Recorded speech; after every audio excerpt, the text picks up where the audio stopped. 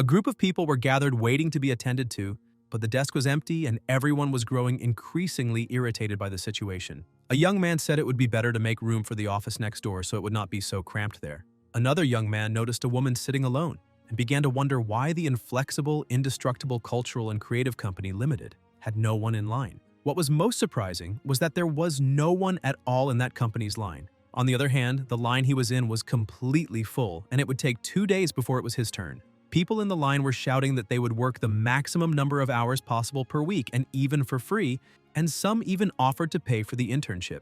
The young man decided it was better to try his luck and went over to the girl's desk. As soon as he approached, she lifted her head and began to look at him, asking him to give a brief personal introduction. The boy greeted her, saying that his name was Yan Wenhan, that he had graduated in civil engineering from the City University of Technology, with an overall GPA of 3.56, that he had received scholarships from the university several times, and that his strengths were kindness and ease of communication. She asked whether he was a good worker and if he never complained.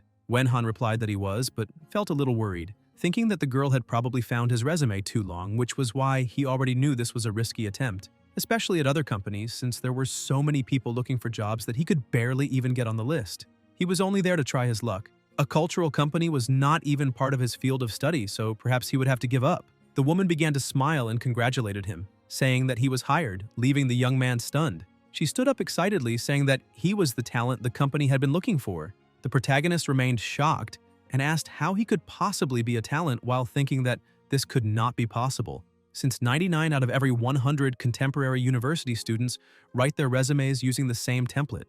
He was so surprised that he even wondered whether he was taking part in some bizarre reality show. But the woman kept confirming that he was a talent and asked what he thought about a monthly salary of $20,000, 6 types of insurance, a housing fund, and 20 days of paid vacation per year.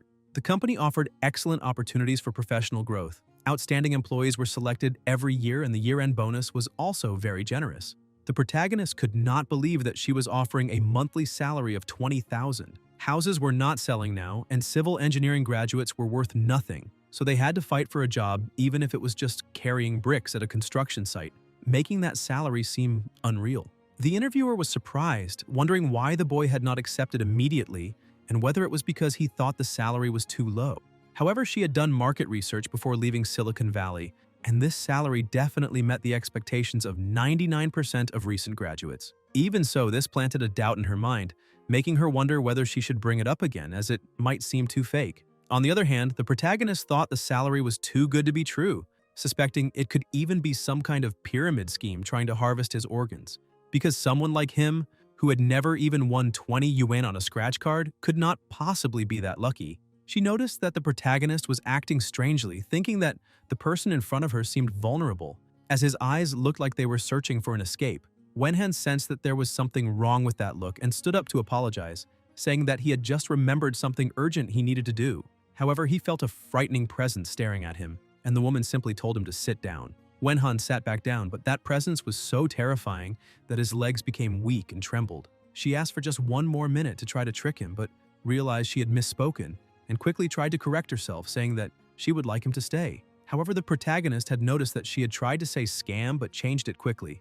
The girl explained that the salary might seem somewhat deceptive, but he could verify the company. She showed him her phone, saying that there were public listings for everything and that they were even a state-owned corporate company, which proved their reputation was guaranteed, so he could rest assured. Wenhan saw that the company had a registered capital of 300 million RMB. It was a digital, cultural, and creative content application service company and an organizer of cultural and artistic exchange activities, with fully paid-in capital of 300 million RMB. It also engaged in design exchange activities and advertising agency services, excluding patent agency services and film production services, and it could not operate in sectors prohibited by national and local industrial policies. After seeing more about the company, he thought it really did look like a legitimate business, with no legal disputes and solid capital, and it had been established for 15 years, making it an old company. Even so, he still could not quite understand why he was being hired, since he was a civil engineering student and his professional experience had nothing to do with this. So why had he been chosen? The woman continued trying to persuade him, saying that she understood his concern and explaining that Wujian Valley had recently received a tourism development project that required the construction of a new leisure area, so they needed to hire someone to supervise the construction of that area. The company did not have professionals in this field and also did not trust external hires, so this position was actually a newly created role. Wenhan kept thinking about it but began to understand a bit more since it was much easier to continue in his original profession. The interviewer said she had read his resume carefully and that it was not like those flowery resumes. His seemed very sincere and pragmatic. The company had no financial problems, and the philosophy they followed was not to exploit employees, but to promote happiness at work. Even the janitor's starting salary was $20,000. Hearing this, the protagonist said that it seemed the company was very wealthy. She confirmed this and explained that one of the main reasons he had been chosen was that the company was a bit superstitious, and the last 3 digits of his phone number were 888, which seemed very auspicious and would bring good luck to the company. Wenhan said that in fact the end of science was metaphysics and questioned who was not superstitious when running a business. A few minutes later, she was preparing the contract, but the protagonist asked whether signing a contract was not a bit hasty. The woman asked him to wait a moment, saying that when there is talent, one must act immediately. As soon as she finished the contract, she congratulated him again and welcomed him to the company. Wenhan felt happy and decided that he would do his utmost to repay the company's trust. She explained that he did not need to repay the company, he just needed not to run away. Wenhan felt a little confused by this suspicious remark.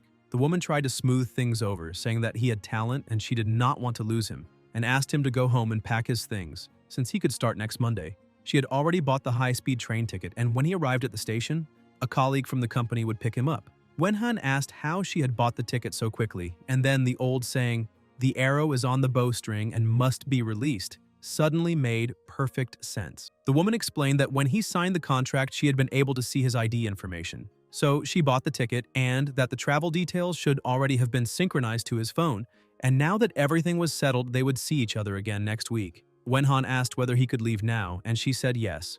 The start date was February 28, 2024. As he left, she simply watched him with a fixed gaze. The next day at the station, the protagonist was informing his father and mother that he had gotten a job with a monthly salary of $5,000 and now needed to report to the company. He thought that at first, he needed to lie a little to his family because if he told them the true starting salary, they might become suspicious and call the police. His parents were happy, saying this was excellent news. Now he needed to work hard since it was difficult to find a job these days, so he had to perform very well. Wenhan asked his mother not to worry, saying he would always do his best, but that he had to hang up because he was about to board the train. She said goodbye and wished her son a wonderful and safe trip. He looked at the screen showing the travel information and noticed that there was a designated station and a specific boarding time, and it felt somewhat like a scene from a certain foreign movie. Boarding began, and the train staff said that 8 hours of travel were required to reach the destination. Wenhan sat in his seat preparing to sleep. The journey began, and after a night passed, it was announced that the train was about to arrive at Indestructible Station and that passengers needed to prepare to disembark on time. When he woke up and looked to the side, the protagonist was surprised because the place had beautiful scenery and was very lively. The prices of accommodation did not seem low, and he had forgotten to ask whether the company provided lodging, but one thing caught his attention even more. Everyone was dressed in a slightly unusual way, as if there were some kind of comic convention nearby. He remained standing at Indestructible Station, since the company had said someone would come there to pick him up. A person who was also there, looking at a photo of the protagonist, managed to spot him in the crowd and said it was him. She ran over, and Wenhan realized someone was approaching. The girl leapt forward and hugged him tightly, saying that Big Brother had finally arrived. Wenhan thought that this corporate culture was truly passionate, but she should not underestimate the mental strength cultivated by a university student over 4 years. He tried to push her away, saying that this was too much enthusiasm, but it was useless. She continued clinging to him, making him feel even more embarrassed. The girl finally let go, saying she was just very excited to see him and that, judging by his reaction, he was out of breath. She could not believe that the master had managed to trick a babysitter for her. The protagonist introduced himself by name and asked what hers was. She said her name was Yuxin, but he could call her Little Koi because cats love to eat them. The protagonist smiled and said he would call her Little Fish and wish them a good and pleasant cooperation. Yuxin grabbed his hand and, full of enthusiasm, said it would definitely be pleasant. She asked him to follow her, as the master had instructed her to take him to the company. The protagonist felt confused, wondering whether all the company titles were two-dimensional, but this was already to be expected from a cultural and creative company, since he had heard that employees at such companies were like this, and for many Lolita fashion enthusiasts and cosplayers, it was not strange to wear any kind of clothing. They went outside and Wenhan kept looking at her ears, thinking the texture was surprisingly good, and also unable to understand how they were attached, since they seemed to grow directly from her head. Yuzin unlocked the motorcycle and the protagonist stared at it, thinking that the bright golden color did not look like paint and had a very realistic texture. And even though he had seen countless vehicles, he had never seen that model before. Perhaps they had built it themselves. Yuzin apologized, saying she had not managed to learn how to drive and therefore had not obtained a driver's license, and that her other senior brothers were all very busy, so the only thing she could do was take him on an electric scooter. Wenhan said it was fine since he did not mind, and could even better appreciate the city scenery. He felt that she was very kind and that the company environment must be excellent, and that as a simple civil engineering dog, he had been very lucky to get this job. Yushin ran to the electric scooter and asked him to get on. As they headed toward the company, he thought that being driven by a girl while sitting on the back seat of an electric scooter was a very different experience, and he did not know where he should hold on, since he was not very good at hugging a girl's waist from behind. But Yushin looked at him and asked whether he was not going to hold on tight because, if he did not, he needed to be very careful not to fall since they were about to fly over the mountains. Still a bit embarrassed, he decided not to hold on to her, saying that his centrifugal force was very good until he realized that she had said they were going to fly over the mountains. The speed began to increase drastically and they literally started flying over the mountains. Wenhan clung to her, asking what he had just seen and whether those were particles of light. Fear began to take hold of him because the place was becoming increasingly remote, and perhaps she was taking him into the mountains to harvest all his organs. And maybe the claws of the devil had already reached the interior of the homeland and his fate was to have his organs stolen. The protagonist tried to calm himself and looked at his companion, thinking he needed to find a way to jump. With no other choice, he gathered his courage and leapt off the scooter, thinking he had successfully escaped. But Yushin simply appeared, scooped him up in her arms, and with a smile explained that the master had already said he might try to run and had told her not to let the frightened duck fly away. Wenhan became even more terrified and began to struggle, saying that this place was in the middle of nowhere with no bus stops, train stations, or subway stations, and that he could not even call a taxi. Yushin asked him to give up the idea of trying to escape. Wenhan shouted that he would like to keep at least one of his organs and that she could have all the rest. They stopped in the middle of the forest and she asked what he was talking about. The protagonist continued begging, saying that he had elderly parents and no children yet, asking her to leave him at least one. Yushin said that it seemed someone was misunderstanding everything, but that he should not think about running away. Once the agreement was signed, alive, he would become the master's servant, and dead, he would become the master's corpse. And if he continued like this without obeying, then his fate would be worse than death. Wenhan asked her to let him go, saying he would no longer try to escape.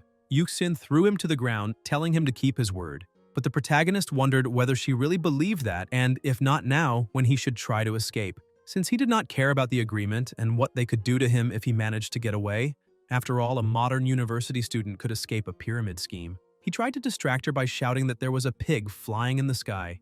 Yushin began to look around, asking whether spiritual pigs could really fly, and the protagonist took advantage of the distraction and tried to run as fast as possible, thinking that strength could be doubled and poverty could be transformed.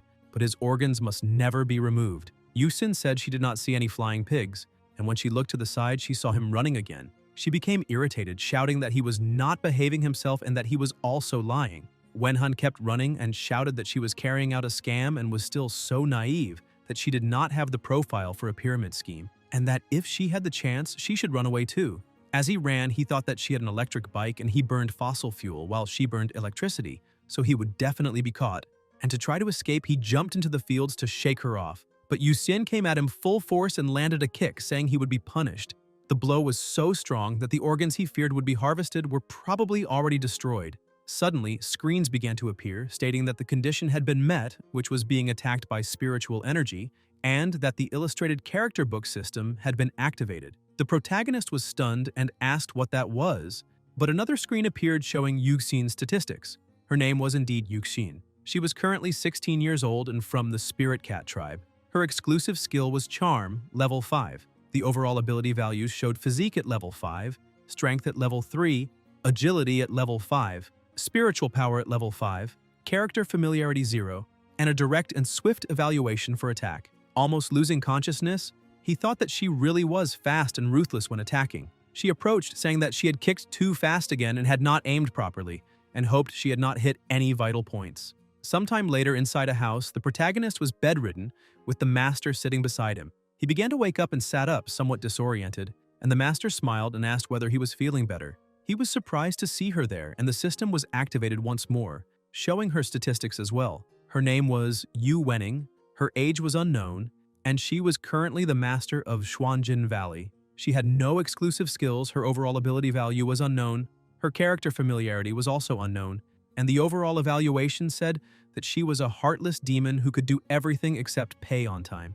Of everything that was happening, what truly shocked and irritated him was discovering that she did not pay on time and that his salary might be delayed. He thought of his mother because her son, after carefully passing the selection, had not entered a pyramid scheme, but another world, and was now about to become a slave. Wenning asked whether he had received any training for the job market, because he should forget the resources provided by universities, as they were not very practical nowadays, and since she did not like to waste time, she went straight to the point and explained that he could consider everyone there as cultivators living isolated from the world. Normally, the Cultivator Association supervised them and did not allow them to use magic in the world of ordinary humans.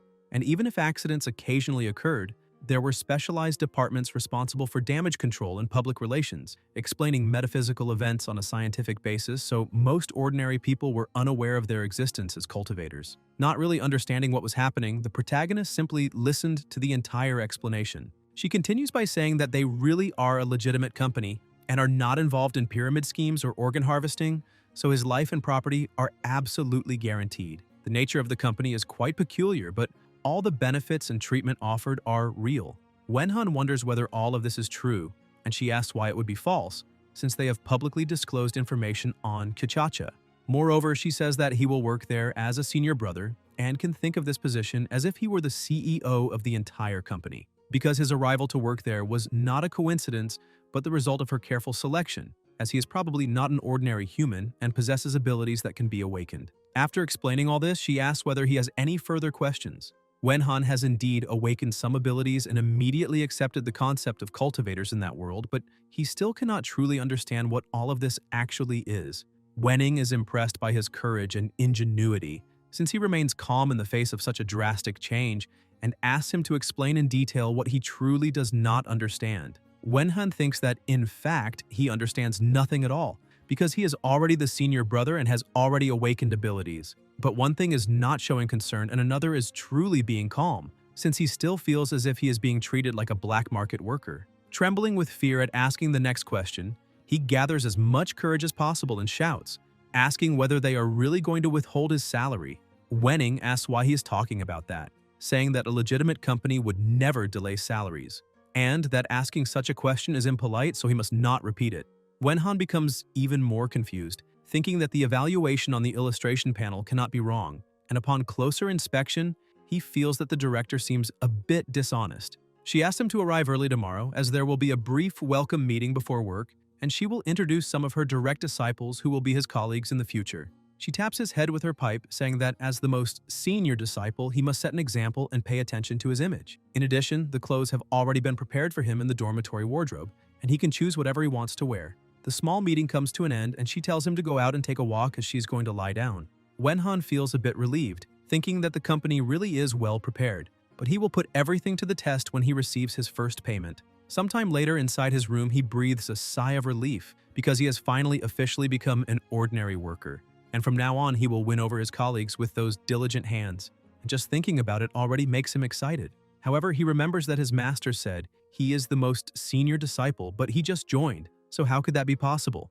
Perhaps it is because he is the oldest. He decides to let it go, because now he needs to check the system again so he does not forget any names and can make a good first impression on everyone, since that is very important. Yushin is the woman with cat ears, and the one with glasses who loves to drink and smoke is CEO Wenning. Despite everything being very confusing, the protagonist feels very excited since he is being treated like a chosen one, just like in web novels, possessing a system that only protagonists have when they embark on a wonderful journey to save the world, level up, fight monsters, and still have financial freedom. But while he is lost in his thoughts, his master approaches and asks what he is thinking about. She sits down on one of the cushions and asks whether he can get a lighter and a bottle of beer from the cabinet.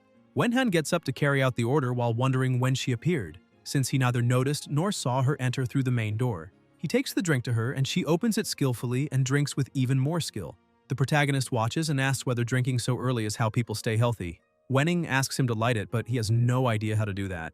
His master looks to the side and says that she has finally arrived. Wenhan also looks over to see who has just arrived, but nearly collapses when he sees a serpent approaching. Another woman walks among the serpents. She is An Xuanzi, the second senior sister of Wujian Valley. The protagonist feels a little frightened, and Xuanzi kneels at the master's call. Wenhan thinks that yet another cosplayer has arrived, and judging by this, the scene is quite competitive. Another woman enters the room. She is Yang Yuyi, the fourth junior sister. Xuanzi is 23 years old and is an ancient Gu spirit. Her exclusive attribute is poison, and her exclusive skill is Gu sorcery. Her physical strength and power are at level 3.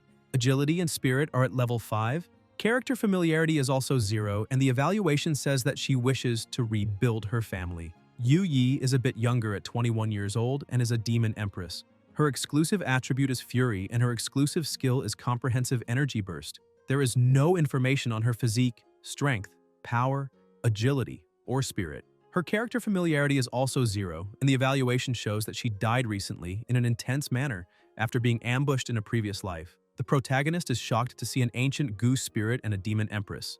Wenning tells him not to mind them, as they are always like this, and that there are still other warm and generous disciples living there. Another person enters the room and with a smile on his face tells his master that he has arrived. His name is Yuan Yi. He is 22 years old, and he is an unparalleled sword immortal. His exclusive attribute is sword in hand, but there is no information on his exclusive skill. His physique, strength, power, agility, and spirit are at level 2, but his current luck is at level 5. Character familiarity is also 0, and the evaluation says that he is the male protagonist.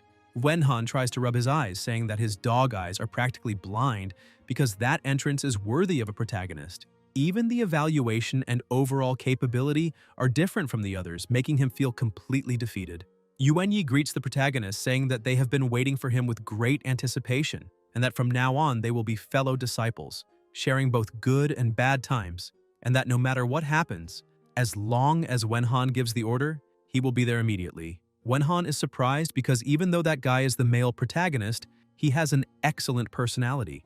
Yuxin also enters the room telling her master to drink less alcohol and have some tea instead. The protagonist thinks that the day before he found Yuxin excessively two-dimensional, but now she is the most approachable and down-to-earth person he knows. Wenning says that everyone is present, so they need to do a brief self-introduction, and anyone who talks nonsense will be expelled immediately because she does not want them to disturb her nap. Xuanzi introduces herself, saying she is a reborn individual and her identity is that of an ancient Gu spirit. Yuanyi says that he is a transmigrator, an unparalleled sword immortal. Yuyi also says she is reborn. Yuxin says she is from the spirit cat tribe, and the protagonist feels a bit disappointed, wondering whether everyone's self-introduction is always this pretentious.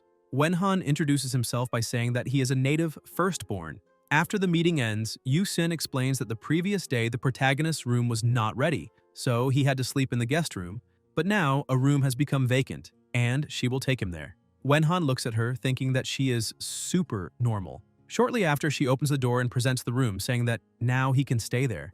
Wenhan thinks that the accommodation is not bad at all, as it is a studio apartment with a bedroom, a living room, and a bathroom with personal and private space, and these living conditions are truly excellent. Yuxin smiles and says that from that moment on, they will be living together. The two begin to celebrate, and the protagonist asks his junior sister to take care of him, while she says that he should trust the care of the senior disciple. Wenhan says that now that they are all living together, he cannot ignore his responsibilities at work, and after being shocked by everyone's pretentious introductions that morning, the meeting ended without him having to start working, and it is not fair to receive a salary without doing anything. Yuxin explains that his work responsibilities will be defined soon, but for now they need to add each other on WeChat so she can put him in the group. However, he is surprised when he sees the group information. 5 virtues and 4 beauties. Today was another day without bloodshed. Wenhan asks whether she is sick, and Yuxin explains that it is the group for the master and her direct disciples, that future announcements will be made there, and that participating in the group also facilitates communication and strengthens their bonds. That night, lying in his bed, the protagonist begins to analyze everyone's statistics and realizes that they all have very interesting life stories, but he still does not know exactly what the system is for, because if it is just a simple illustration panel, basically a character list, then it is useless to him. And with all these transmigrators and reborn individuals compared to them, he's nothing more than a background character in a Dragon Blood Paradise story, and if these abilities he has were available in another field, the HR profession would certainly thrive. While he is thinking about this, the system sends a notification and other messages appear saying that 5 character illustrations have been collected and that the character familiarity system is now being activated. When familiarity reaches level 10, the affection system will be activated, and different affection levels allow the use of corresponding abilities of the illustration system. He began to wonder whether that meant that if he maxed out affection, he would become invincible, and it seemed the system had some hidden tricks. However, all of the disciples had a fierce air and strong personalities, so he did not know who he should start with. After thinking for a while, he tried leaving it to chance and ended up choosing Yushin. Since she seemed the easiest to deal with, he would try to maximize familiarity with her. He sprang out of bed thinking he would start immediately and began rehearsing how he should open the conversation. But every practice attempt failed miserably because in the last 2 years he had watched so many short videos that his mind felt a bit scattered. So he decided to keep it simple and greet her, saying he would like to get to know her a little better. With that, he planned to start the conversation and invite her to look at the moon and the stars. Determined, he went to her room and knocked, introducing himself and saying he would like to get to know her a little better. However, no one answered. He thought maybe she had gone to some rehearsal, but it was already getting late. So he decided to come back another day, during daylight, since it was not very appropriate for a man and a woman to be together at night. Then he bumped into Yu Yi and let out a frightened shout. She slammed him against the wall and covered his mouth. The protagonist tried to explain, but she readied herself to attack. He grew desperate, thinking he had barely managed to earn any familiarity points, and now his life was about to end. And, accepting his fate, he closed his eyes, thinking his transcendent enterprise had failed halfway, but perhaps now he could at least get a rebirth or transmigrate.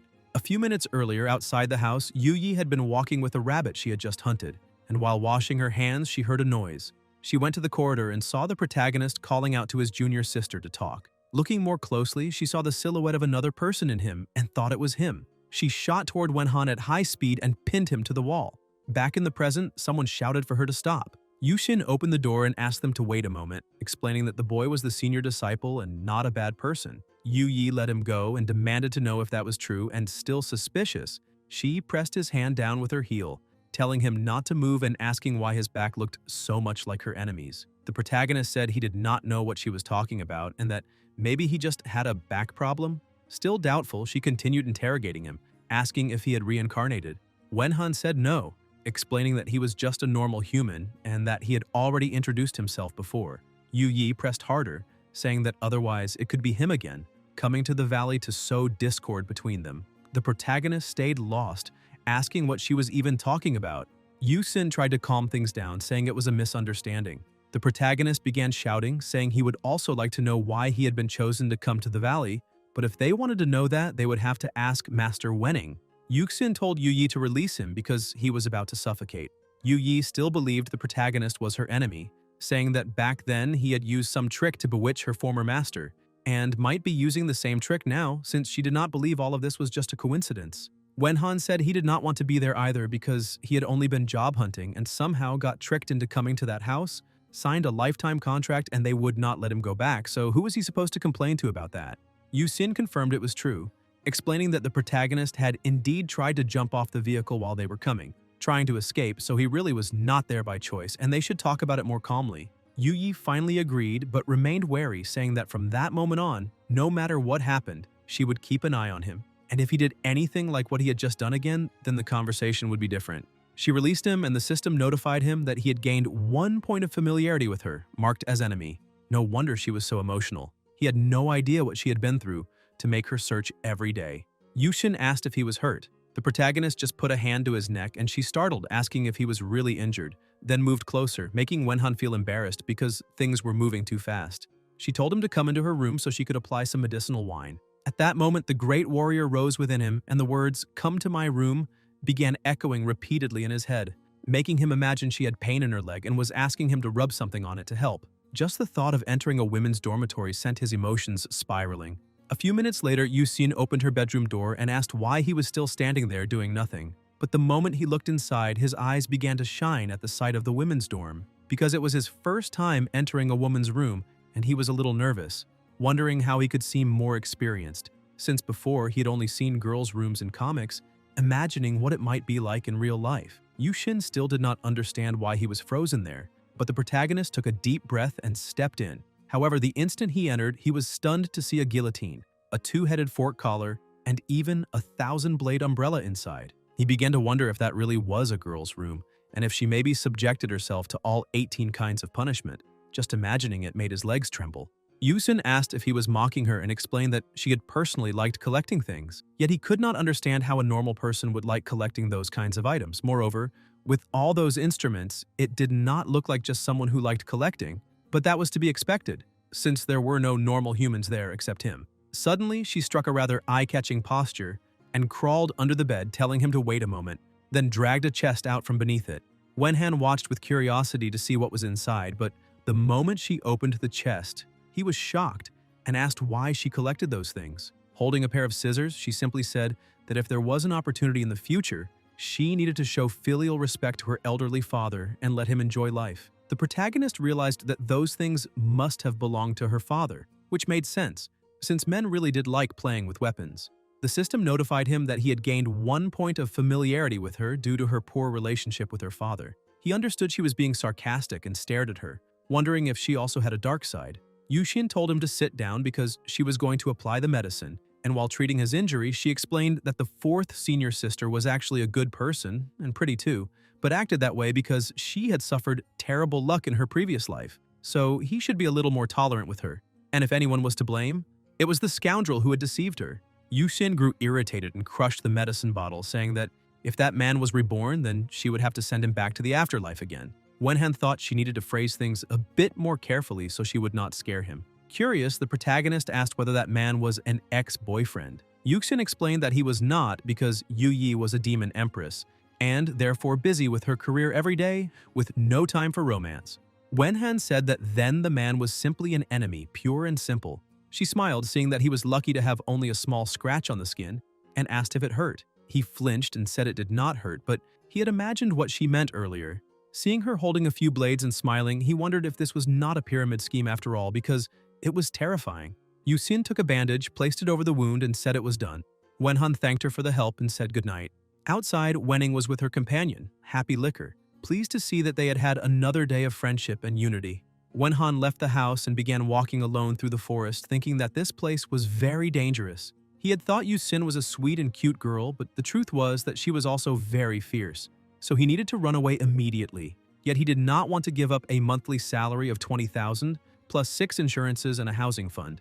Not knowing what to do, he wondered whether he was really willing to live like that among a group of people who were neither human nor demon. On top of that, he got attacked for no reason the moment he crossed paths with them. These people lived among hundreds of punishment instruments, and maybe one day those instruments would be used on him, and even if wealth lay in danger, he still needed to be alive to enjoy it. When he put a hand in his pocket, he realized his ID was still with him, which meant even the heavens wanted him to escape that hell. He celebrated and made a decision, running as fast as he could, leaving behind his luggage and the contract because he had given up on everything. Whoever has nothing to lose should not fear the one who truly has something to lose.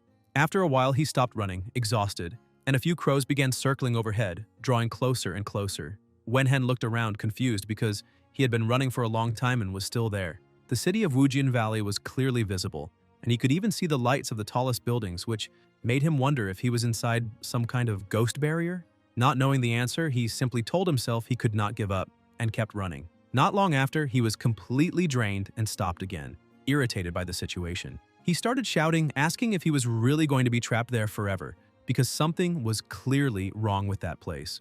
A small scorpion crawled out of the ground and began climbing onto his body, but Wenhan just slapped it away, telling it to stay back. The small creature fell to the ground and rolled until it bumped into the foot of another creature. Wenhan sensed something had appeared, and when he looked up, he saw a gigantic scorpion staring at him. Startled, the protagonist fainted and lay sprawled on the ground. Even the giant scorpion froze there, not understanding what had just happened. Xuanzi approached and crouched close to Wenhan's head, pointing out that the master had told him not to run away. She ordered the giant scorpion to carry him back immediately. Sometime later, back at the manor, the leader sat waiting for the protagonist to wake up. Little by little, he opened his eyes, thinking he must be dead, but noticed Wenning beside him. Furious about everything, he sat up and shouted that he wanted to quit. Wenning explained that she had already said it was a state-owned company, a lifetime guarantee of livelihood meant to last for life and through generations, so it was impossible for him to resign. Thus, he would work for her his entire life. working all day long, and as long as she did not allow Wenhan to leave, he would never be able to get out of the valley. His master began to smile, saying that now he would receive a small punishment, and if he still wanted to run again afterward, he was welcome to try, since she had 1,000 ways to make him behave. Wenhan saw that all the disciples were there and began to cry in despair. His master came closer, saying that they were all friendly, so they would live a good life together. The system notified him that he had gained 1 point of familiarity with Wenning, but she was someone he absolutely must never irritate. With tears in his eyes, he agreed, but thought the system had told him that only after everything was already lost. Sometime later, Wenhan started writing letters of thanks. After working another week, he realized that he had almost nothing to do with the identity of the male protagonist. He could only say it had absolutely nothing to do with him. The third junior brother really was a show-off. 2 days earlier, Yuanyi had been on the roof practicing, and after finishing, he thanked himself, saying it was not bad at all. Wenning shouted in irritation, telling him he was too loud. The protagonist went over and asked him to make less noise because the master had complained, saying that disturbing other people was a small problem, but interrupting her sleep was a big problem. And if he kept making that much noise, she would personally make him ascend in one go. Yuanyi got scared and climbed down from the roof, apologizing, saying he had already tried his best to restrain himself by using only 1/10 of his strength, and that sword practice required perseverance. If a person did not advance, then they would regress. The protagonist was surprised, wondering to himself just how far that kid could regress, considering he was already halfway to becoming a god at the top of that cultivation plane, invincible against anyone. Yuanyi said he wanted to challenge the protagonist and asked if he would accept. Wenhan said that was not a good idea, since he was just a civil engineering student, weak and defenseless, and even if he could carry bricks, he could not fight. Yuanyi shouted that it was impossible because in his previous life, the senior disciple was always the master's first disciple, and anyone who could be considered a senior disciple was super powerful. The protagonist explained that he really was a civil engineering student and showed him some books from his field. Yuanyi held the books, stunned by the news. Wenhan emphasized that he was mainly there to fulfill a mission and take care of all of them, popularly known as a nanny. Yuanyi began to reflect on this, thinking that the protagonist really did take care of everyone and even cleaned up all kinds of messes. And with tears in his eyes, he concluded that the senior disciple was far too humble, possessing a masterful demeanor that truly deserved to be observed. Yuanyi realized he had been too exposed and from now on wanted to be more low-key, just like his senior. Wenhan was surprised, and the system appeared, saying familiarity had increased. A pure-minded genius besides sword practice, but whose general knowledge was almost non-existent. Receiving that information, the protagonist realized that Yuanyi truly was a sword genius, but on the other hand was completely innocent about worldly matters. And maybe in his previous life he had been locked in a small dark room practicing swordsmanship until he died. Taking advantage of the situation, the protagonist said that was true, and asked Yuanyi to be more discreet and not let anyone guess his abilities, because only then, at the critical moment, would he be able to act. Yuanyi cut him off, saying that only by being discreet could he stand out invisibly. The protagonist thought that was not what he meant, and maybe all male protagonists had bizarre thoughts like that. Yuanyi grew even more excited, saying that all those Celestial Emperor romances were written that way, and thanked him, because everything the protagonist had just said had clarified his mind even further. Wenhan came to the conclusion that, without a doubt, all male protagonists were truly crazy, because he had never imagined that one day he would not only become colleagues with powerful beings who could glide through the clouds and fly on swords, but that these super-powered people were starting to obey and listen to his advice. There were only two possibilities. Either he was going crazy, or the whole world had gone crazy. Yuanyi wrote down everything the protagonist had said and opened a subspace in the void to store the information. He asked if the human world was fun, because since his birth, he had never left Wujian Valley, had cultivated there his entire life, and one of his wishes was to see the outside world, asking whether Wenhan could take him out. The protagonist began thinking about it because, based on his recent experience managing the company, the Cultivator Association had strict requirements for awakened people like them, who could not use their abilities casually in the human world, and even a casual sword strike using only 1/10 of Yuanyi's strength could make the earth tremble, causing huge chaos. And the main question was whether that power could truly be contained outside. Yuanyi kept insisting, asking Wenhan to grant the junior brother's request, emphasizing that he had traveled since ancient times and had not seen the modern world, and that if this information spread, people would think he was just a bumpkin. Wenhan wondered what was going on because it was obvious he was straight, yet he was still susceptible to Yuanyi's pleading face. Suddenly, he felt something and was startled to see the protagonist's halo appear. Sometime later in his room, he began wondering whether he should take Yuan Yi out or not, because if he granted the request, it would certainly increase familiarity and favorability. The protagonist thought he could ask his master the next day when he went to request leave, because it had been a month since he left school and he needed to prepare for the defense of his graduation thesis. And if the master agreed, he would impose 3 rules on Yuan Yi, the main one being that he could not use his abilities recklessly, treating the situation as if he were looking after a child. The next day, Wenning was sprawled in her chair waiting for the drink to be ready and asked if it would take much longer. Yuxin said it was almost done because she needed to shake it for at least 5 minutes to make it foamy. Wenhan knocked and asked his master if he could come in, because he was requesting leave to return to the university for his thesis defense. The master told him to enter, and as soon as he did, he began begging her to let him go. He noticed that Yuxin's skills as a bartender were truly incredible, yet the company's staffing structure still looked like a queen and her group of flatterers. Wenning handed him a sheet of paper, telling him to fill in the information, and he realized everything was very formal, and that this was the first time he truly felt like he was working at a real company. Wenning watched him as she smiled because it was the first time someone had voluntarily informed her about needing to take leave, and the leave form had finally become useful. Wenhan filled in the information as fast as possible and told his master that disciple Yuan Yi had asked whether he could go to the city together with Wenhan, because he had never gone down the mountain and was very interested in seeing the city.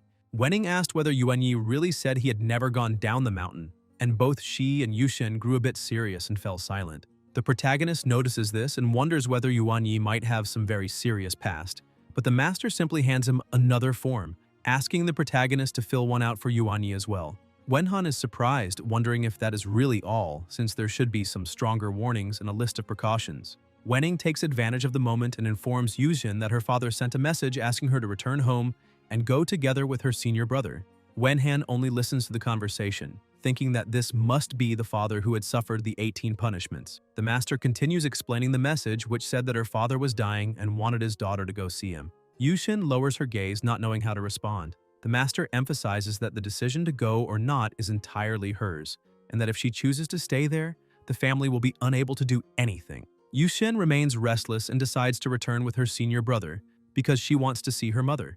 Wenning smiles and says that it is settled. Wenhan finishes filling everything out and says he will be going back, but the master asks him to wait a moment, saying she almost forgot something, then takes another sheet and says that a letter of responsibility from the legal guardian is also required and that if anything happens, the protagonist will be held responsible for everything. He holds the paper in his hand with the feeling that he has boarded a pirate ship. Sometime later, already at the station, Yuan Yi is anxious, urging the two of them to walk a bit faster, and uses his ticket to pass through the gate.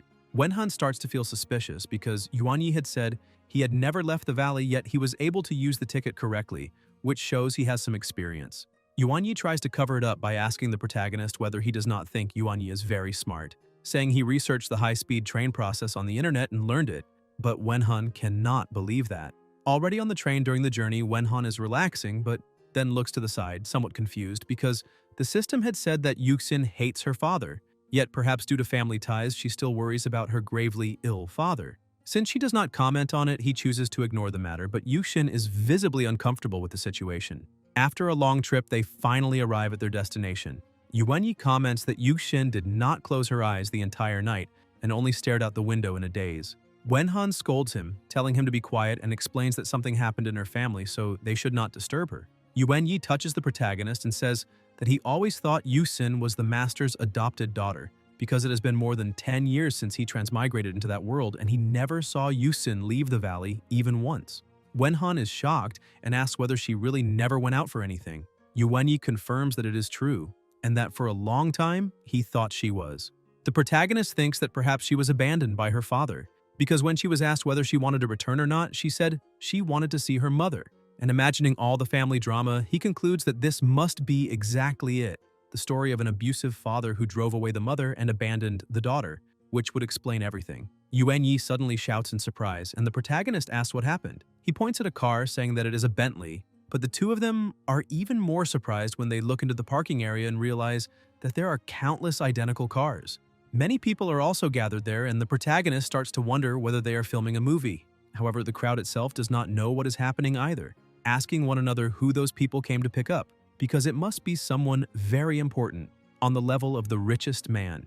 Wenhan realizes that the place really does not look like a film set and that they are probably there to pick someone up, until he notices where the men are heading and is shocked. One of the men lowers his head in front of Yusin, calling her second young lady, and asks her to get into the car, saying that the first young lady has something to say. That man was her family's butler. Wenhan remains confused and thinks that perhaps those people are there to seize Yushin, and if that is the case, maybe he can face them with a normal heart. The butler urges everyone, saying that she should not keep the first young lady waiting too long. She takes a deep breath and tells the protagonist that she has a small family problem and will contact him later. Wenhan, completely lost, says that it is fine, but Yuanyi steps in front of her and asks whether she needs help. Yuxin says she is fine and can handle it herself, and that the two of them do not need to worry. The butler continues to press them, saying they need to leave, and they start heading toward the car where the first young lady is waiting. Yusin greets her elder sister, who, without any emotion, says that their father was targeted in an assassination attempt, was gravely injured, and wants to see her, so she needs to return immediately. She is the president of the Tmall Technology Group. Yushin simply agrees and starts to get into the car, while the protagonist watches everything. Yuanyi comments that it seems Wenhan also noticed that something was strange. The protagonist thinks that Yusin probably also does not have a good relationship with her family, and moreover, he never imagined that she could be the daughter of such a wealthy family, since families with excessively large fortunes are usually full of pressure and intrigue. Yuanyi explains that in his previous life, a cousin named Zhaoyan failed to cultivate and because of that, had his engagement broken off, which proves that large families are indeed problematic. Wenhan notices that Yusin had been uneasy the entire time, which must be related to family matters. He hears some people commenting that the woman in the car is the president of Tmall, and it is no wonder there was such a grand display, since Tmall is a leader in the technology sector with a market value that has already exceeded 100 billion. Wenhan begins to wonder whether they are really talking about the same Tmall that he knows. The system appears, showing Yushin's data, adding new information, and explaining that she is indeed the younger sister of the president of the Tmall group and has a poor relationship with her father. Yuanyi asks where they're going now. Wenhan needs to return to school, so Yuanyi should stay at a hotel near the university since it is easier, cheap, and has food, but while explaining these things, a doubt arises in his mind, and he asks Yuanyi, who has the title of male protagonist, whether he also has a secret identity, like a rich young master. Yuanyi starts laughing, saying that he is a transmigrator and, aside from being good at fighting, has no other abilities. Then hugs Wenhan and says that he left in a hurry, was anxious, and ended up forgetting to bring money. Wenhan examines him and realizes that he is completely empty, with only an identification card in his pocket. The protagonist becomes furious because he already found it strange that during the trip they had very little luggage, and not only did Yuanyi not bring money, he also forgot everything else. He starts thinking about the expenses he will have to pay and remembers that he still has not received that month's salary. Yuanyi asks what salary that is, and the protagonist explains that it is the salary they receive for working at the company. Then, suspecting something, asks whether Yuanyi has ever received that salary. It seems the system was not lying. Yuanyi reacts strangely and says that he also has a salary, but since it is the weekend, the finance department is probably not working, thinking that it seems the master is tricking the youngsters with salary again, and that a leopard never changes its spots. Wenhan remains suspicious and asks whether he is telling the truth, and Yuanyi says yes, because he would never lie about that. The protagonist drops the subject and takes out his phone to call an old roommate, saying that he is back and brought a friend. At the university dormitory, the girls become excited when they see Yuanyi pass by like a true protagonist, and he notices it and decides to wink at them, making them even more excited. Wenhan is already irritated seeing that the male protagonist has special privileges and shouts at Yuanyi to hurry up. Already inside the building, the protagonist explains that he and his roommates talked about it, and luckily one of them got an internship, so the dorm room became vacant, allowing them to stay together at the school for now. Yuanyi begins to celebrate because he had never lived in a dormitory before and now will have the opportunity to experience the university student life. In the early hours of the morning around 5 o'clock, Yuanyi wakes up and sees that Wenhan is completely passed out on the bed. He slowly goes over to the protagonist and tells him to wake up because it is already time to get up and train. The protagonist looks at his phone and sees that it is still 5 in the morning, but Yuanyi says that 5 is already very late because the purest spiritual energy of heaven and earth is around 4 in the morning. Wenhan tells him to behave himself and go to sleep. Outside the valley, he cannot use his abilities recklessly whenever he wants. Yuanyi keeps insisting that he needs to train so he will not regress, because that is a situation he does not want. While he regresses a little every day, Others advance a little, and in that way he will never be the best in the world. The protagonist tries to calm him down, saying that he will not regress at all and that he just needs to trust this. Yuan tries to argue back, but the protagonist cuts him off, saying that he needs to be a good boy and go to sleep, and that, moreover, floating around also counts as using abilities. After scolding him, the protagonist stops talking and tries to go back to sleep, but Yuan keeps calling his name non-stop until Wenhan gets up in irritation and starts staring at him. 15 minutes later, they are still staring at each other. Wenhan takes a deep breath, thinking that this damned puppy has the look of a dog that wants to pee outside but is stuck waiting for its owner. He says that since cultivating is not an option, he will teach some basic military exercises instead. Yuan becomes excited and eager. They go outside to the basketball court, and while Yuan practices the movements with overflowing energy, Wenhan is on the verge of collapsing, wondering what kind of karma he accumulated in his previous life, because in this life he only signed a black market contract, had his salary withheld, and still has to wake up at 5 in the morning to do military exercises with someone. Yuan looks at his companion and says that he is truly amazing, but notices that the protagonist does not look normal. Wenhan is crying, wondering what use there is in being a good person, and whether that can make up for his psychological trauma. The system appears to notify him that the familiarity between him and Yuan has increased by 5 points and favorability has increased by half a point. Special explanation: as long as you train with me, everything will be fine. Affinity function activated. The panel switches to Yuan statistics, and the protagonist notices a new line appearing at the bottom, stating that his familiarity with the character is at 10 points. Favorability with the character is at half a point, and otherwise one might suspect that progress is declining. The protagonist is delighted to see that Yuan's favorability function has been activated, which means he can use 0.5% of the abilities of the unparalleled Sword Immortal. The system confirms that this is exactly the case. Wenhan runs over and hugs Yuan, calling him dear brother, and declares that from now on, every day at 5 o'clock, they will do military exercises together. Yuan is stunned to see Wenhan suddenly become completely radiant out of nowhere. After finishing training, they go to a cafeteria, and the protagonist asks the auntie for plenty of roast pork, because good moods accompany happy occasions. And when he returns to the valley, he will need to wield a sword and experience the joy of being an unparalleled sword immortal. The cook looks at him, scoops some food, and dumps it onto his plate. He realizes that what he got is twice cooked pork instead of roast pork, and asks whether that is not a bit inappropriate. The cook asks who he is calling auntie and tells him to get out of the line and stop holding up the other students. Right behind him stands the true protagonist, a rose in his mouth, drawing the cook's attention. With a dazzling smile and a sweet voice, he calls her little sister and asks her to serve the food. Completely charmed, she starts smiling and says that at her age she is already considered an auntie, so why is he calling her little sister? And begins piling food onto his plate, asking if that is enough, and saying that if not, the auntie can give him some more since he looks rather thin and needs to eat more meat. Wenhan watches the scene and feels nauseated by the repetitive lines. Yuan puts a finger to the cook's mouth, saying that she does not have permission to say that, even if she is a deer. Wenhan cannot believe what he is seeing. They go over to a table in the cafeteria, and it becomes clear that there is no favoritism in that world at all. Wenhan is irritated by the damned halo of the male protagonist, who always looks like an angel sent down to earth. It only proves that his own fate is to be an endlessly toiling worker. He does not sleep well, does not dress warmly enough, and does not eat enough. Compared to the male protagonist Yuan, he looks even more miserable. But Yuan, full of kindness in his heart, pushes his food toward Wenhan and says that he will share a bit with him. After some time, the protagonist was completely full, because this was the first time he had eaten so much in the school cafeteria, and being the senior brother of the male protagonist was truly wonderful. Yuan was feeding him, treating Wenhan as if he were still in a growth phase, even offering to get more food if he needed it.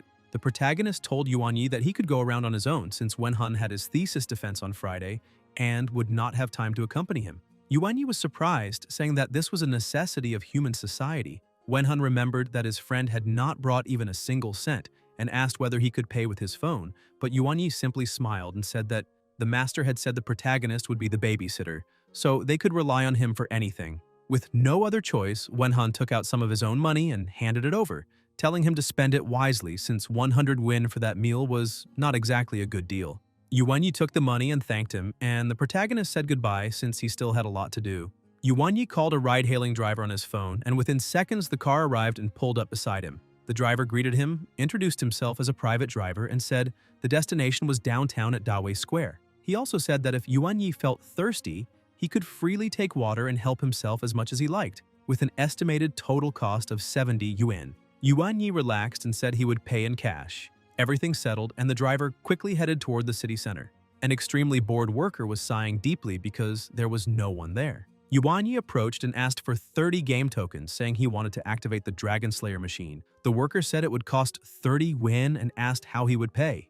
Yuan Yi placed the money on the counter, and the attendant began taking out the tokens, thinking that 30 gold coins would only last 5 minutes at most, and yet the customer wanted to turn on a machine, which was troublesome. The attendant looked at him and thought the boy was very naive, but since the tokens had already been paid for, he asked Yuan Yi to follow him so he could turn on the machine, and when he was done, he just needed to put the tray of coins into the machine for collection. Sometime later, the attendant noticed that the young man who arrived that afternoon still had not left, and when he looked to the side, he was shocked to see a crowd, wondering when so many people had appeared. Everyone was completely amazed by Yuan Yi's movements in the game, and although that game offered extremely high rewards, it was a true bottomless pit because people had heard it was not designed for humans to complete and was merely a scam to drain money. But what they did not expect was that Yuan Yi was not human at all, but a sword demigod of martial arts. His movements were as fast as a Fortnite pro player building at top speed. The people around began saying that he was definitely a high-level player because, from the very start, with only 100 movements and an unshakable stance, he clearly proved he was a professional esports player, and with such skill and fantastic movements, the gold coins were about to pour out. The attendant could not believe it was possible because only professional players could make a gold coin drop, since it required a response speed of more than 300 inputs in 10 seconds. Yet before his eyes, he began questioning whether Yuan Yi was truly a professional. Still, he took a deep breath because he was not in a hurry. After all, it seemed like only a few hundred at most, and he had already adjusted the machine to hit the exact point where the gold coins would explode, so soon enough the player would return everything he had won. More time passed, and Yuan Yi remained completely unshaken.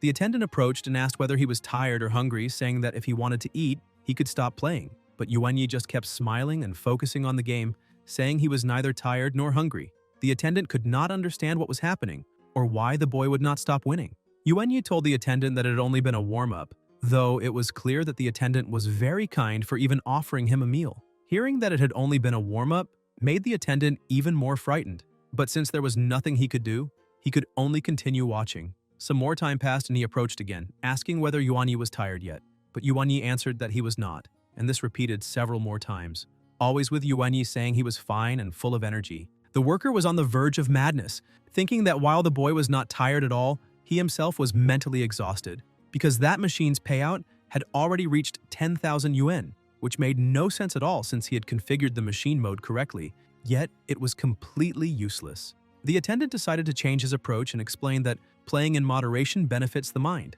but excessive gaming can harm the body, suggesting they take a break and offering him a drink. Yuan Yi let the game end and agreed, saying he needed to rest, and asked to exchange all his rewards into gold coins. However, he did this because he thought it was better not to slaughter all the fat sheep at once, leaving some for next time, which would be better for sustainable development. The worker counted all the winnings and, on the verge of bankruptcy, said that it totaled 10,000 yuan. Yuan Yi then pulled out even more rewards from his pocket and dumped everything onto the table. The attendant suffered a shock of reality and, after tallying it all up, said the total came to 30,000 yuan, then begged him to accept a ring and a small gift, pleading for him never to come back. Yuan Yi took all the money and the ring and left the place laughing, thinking that life really is easy and leaving everyone with a tip. If you're unemployed, just wake up at 5 in the morning, train like a madman, become a demigod, gain divine reflexes, and go out gaming. While walking outside, he thought that now he could buy a snack for his senior brother. But it was still a bit early, so he looked for other things to do, stealing lollipops from children, helping the police arrest a criminal, and even humiliating some bodybuilders at the gym. Finally, the day began to draw to a close, and with a pile of shopping bags in his hands, he did not expect time to pass so quickly, but now it was time to eat. As soon as he entered a restaurant, the hostess greeted him as if she already knew him, saying he had finally arrived and asking whether he would like the same nice seat as last time. He handed all his purchases to her, asking her to store the newly acquired items. The woman began explaining that the chef had launched a new series of refined dishes, and that for the main course he could choose Mediterranean sea bass with secret spices. He went to the table that had already been prepared for him and told her to serve all the dishes, because he did not understand any of the names. She said she would store his things and asked the other waitresses to serve the appetizers. They set the table and poured some wine, but he was still bothered by the fact that he could not practice swordsmanship. The woman returned and said that it had already been 2 months since she last heard from him, and that he was probably involved in important negotiations. He asked what kind of business one buys for sword practice, since he had no affection for money and basically just wanted to buy some extra food for his senior brother. After finishing the meal, he asked for the leftovers to be packed to go. With a smile, the hostess said that considering his consumption, they were offering a complimentary dessert for him to take to a friend. He asked her to add another jianbing guozi with 10 eggs and also to grill 3 kidneys medium rare because his senior brother was preparing for his graduation defense and needed to replenish his energy. He grew excited and also ordered a portion of 9 times turned large intestine, keeping the original flavor, saying that men need to be fierce. The hostess was shocked by the size of the order, and he added that he had seen this dish on a super popular variety show, so his senior brother would definitely love it. Sometime later, back at the dormitory, Yuanyi told Wenhan that he had arrived and brought some things for him. The protagonist asked why he was so late, but was stunned when he looked at him. Yuanyi told him to stop reviewing his thesis for a bit and go eat some late-night snacks. Wenhan could not understand how he had bought all that with only 100 yuan, and Yuanyi simply smiled, saying that this was exactly what showed how good the senior brother was to him, because he never imagined that 100 yuan would make such a big difference. The protagonist took a deep breath, thinking that when Yuanyi asked to go out with him, he said he rarely went out, but judging by this, he seemed quite shrewd, which must be the concrete manifestation of the male protagonist's prestige aura. The system appeared again, showing another 5 points of familiarity, and Wenhan looked at one of the notes saying that the main character has an evaluation of purity of spirit, being a genius, and that aside from practicing swordsmanship, his general life knowledge is almost non-existent, merely appearing to possess purity of spirit. However, Wenhan began to question the system itself, wondering whether it was truly reliable since it seemed to be glossing over or omitting information. As soon as Yuanyi stepped a little closer, the protagonist noticed a lipstick mark on his neck, and at that moment he became genuinely convinced of something, growing even more irritated as he looked at the food in front of him. The next morning, the protagonist was with one of his old friends. The friend remarked that the final defense was already over and asked what Wenhan planned to do next, since he had mentioned before that he had received an irresistible offer and that the company's name sounded very creative. Wenhan said he would return to work, and the friend asked what he planned to do with the pile of luggage in the corner of the room. Those were Yuanyi's spoils of war, and the protagonist thought that he really could not bear the weight of them. After packing everything up, they went to the entrance to catch the train and waited there. Wenhan looked at his phone, wondering why Yushin still had not arrived since the train was about to depart.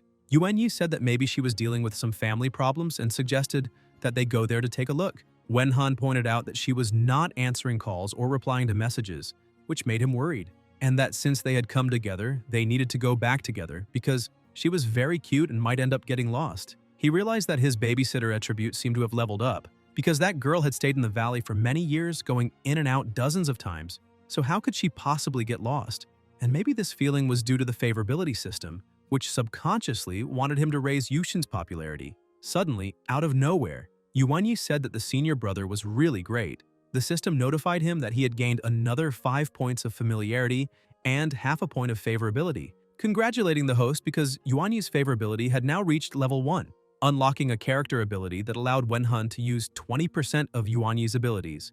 And if he continued like this, he could unlock much more. He became excited, thinking that Yuanyi was extremely powerful and that he now possessed 20% of all that strength, imagining himself as a new Roronoa Zoro, even tearing up with emotion at having 20% of an unparalleled immortal sword. The system asked whether he wanted to test it, saying that he only needed to tap the character's avatar to use the ability, but he refused, saying there was no need. Yuanyi pointed forward and told Wenhan to look, and when he did, he was shocked to see, on the screen at the subway station, Yusin and her older sister announcing that their father needed to rest due to illness, with the older sister stating that from that point onward, all group operations would be taken over by her, and that, as the current CEO known as Yu Qian, she would assume the heavy responsibilities of the company. In addition, she introduced her younger sister Yu Xin, a graduate of Columbia University, who would become the direct assistant to the new CEO. The protagonist was stunned to learn that she had graduated from that university and wondered whether this was just nonsense being spoken without thinking. Yuanyi noticed that Yu Xin did not look happy at all, her expression resembling someone being held captive. And he also recalled fragments he had heard from their master, that this company belonged to the Spirit Cat clan. Wenhan became irritated by the situation and said that they needed to go there immediately to see what was going on, because they could not simply bring her out without knowing anything and without ensuring her safety. Inside the company building, Yuqian was shouting at her sister while slamming the table, asking whether she was dissatisfied because she thought the position was too low, saying that by wearing such an expression at the press conference, perhaps she wanted to sit in the CEO's chair. Yushin lowered her gaze at a loss for words and tried to explain that this was not what she meant, but her sister kept pressing her, demanding to know what she really meant, asserting that as an illegitimate daughter, she needed to learn her place.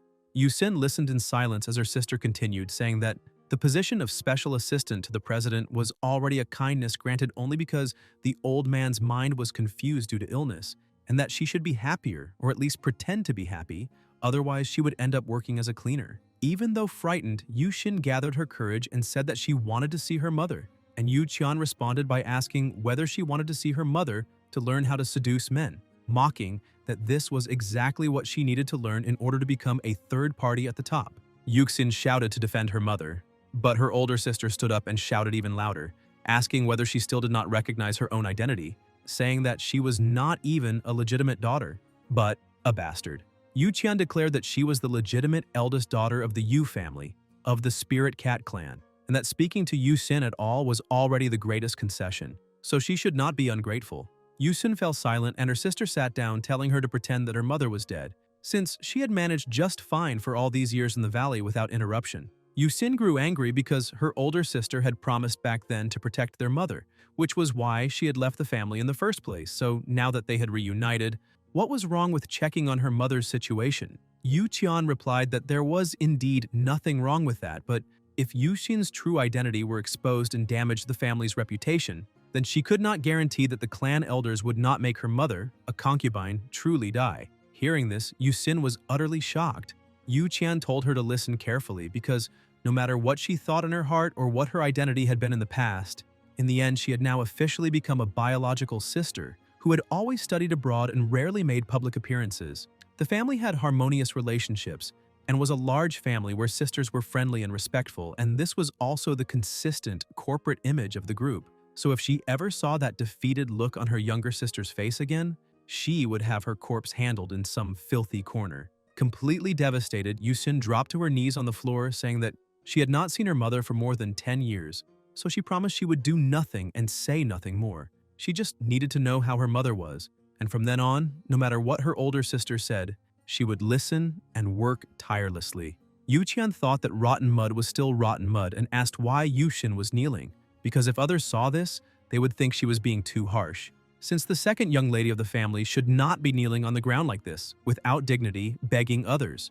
Yu Qian told her to cheer up, saying that with such a beautiful face, she should not look so sad. Suddenly, a man opened the door and apologized for the interruption. Secretary Wrong Wei. The director said it was fine, told him to come in, and also asked her sister not to kneel like that, saying that her attitude of admitting fault was very sincere. Wei handed over the will drafted by the father's lawyer according to his wishes, but upon reading the document, Yu Qian questioned whether an illegitimate daughter could receive 5% of the inheritance, concluding that the old man was truly generous, and that it was no wonder people worked so hard to become mistresses, since they could get something for free. Wei asked when it would be convenient to present a report on the situation of the Gaosheng group. Yu Qian placed the document on the table, told her sister to always remember the advice she had just received, and ordered her to leave. Outside, Yu Jin leaned against the wall waiting, and as soon as Wei came out, she rushed up to him and begged him to take her to her mother. He apologized, saying that he really wanted to help, but he did not have enough authority and no one could see the madam at that moment, advising her to give up the idea and calmly accept her role as the director's sister. Still worried, she asked whether he could at least tell her if her mother was well, but Wei said that regarding that, he knew nothing and simply walked away.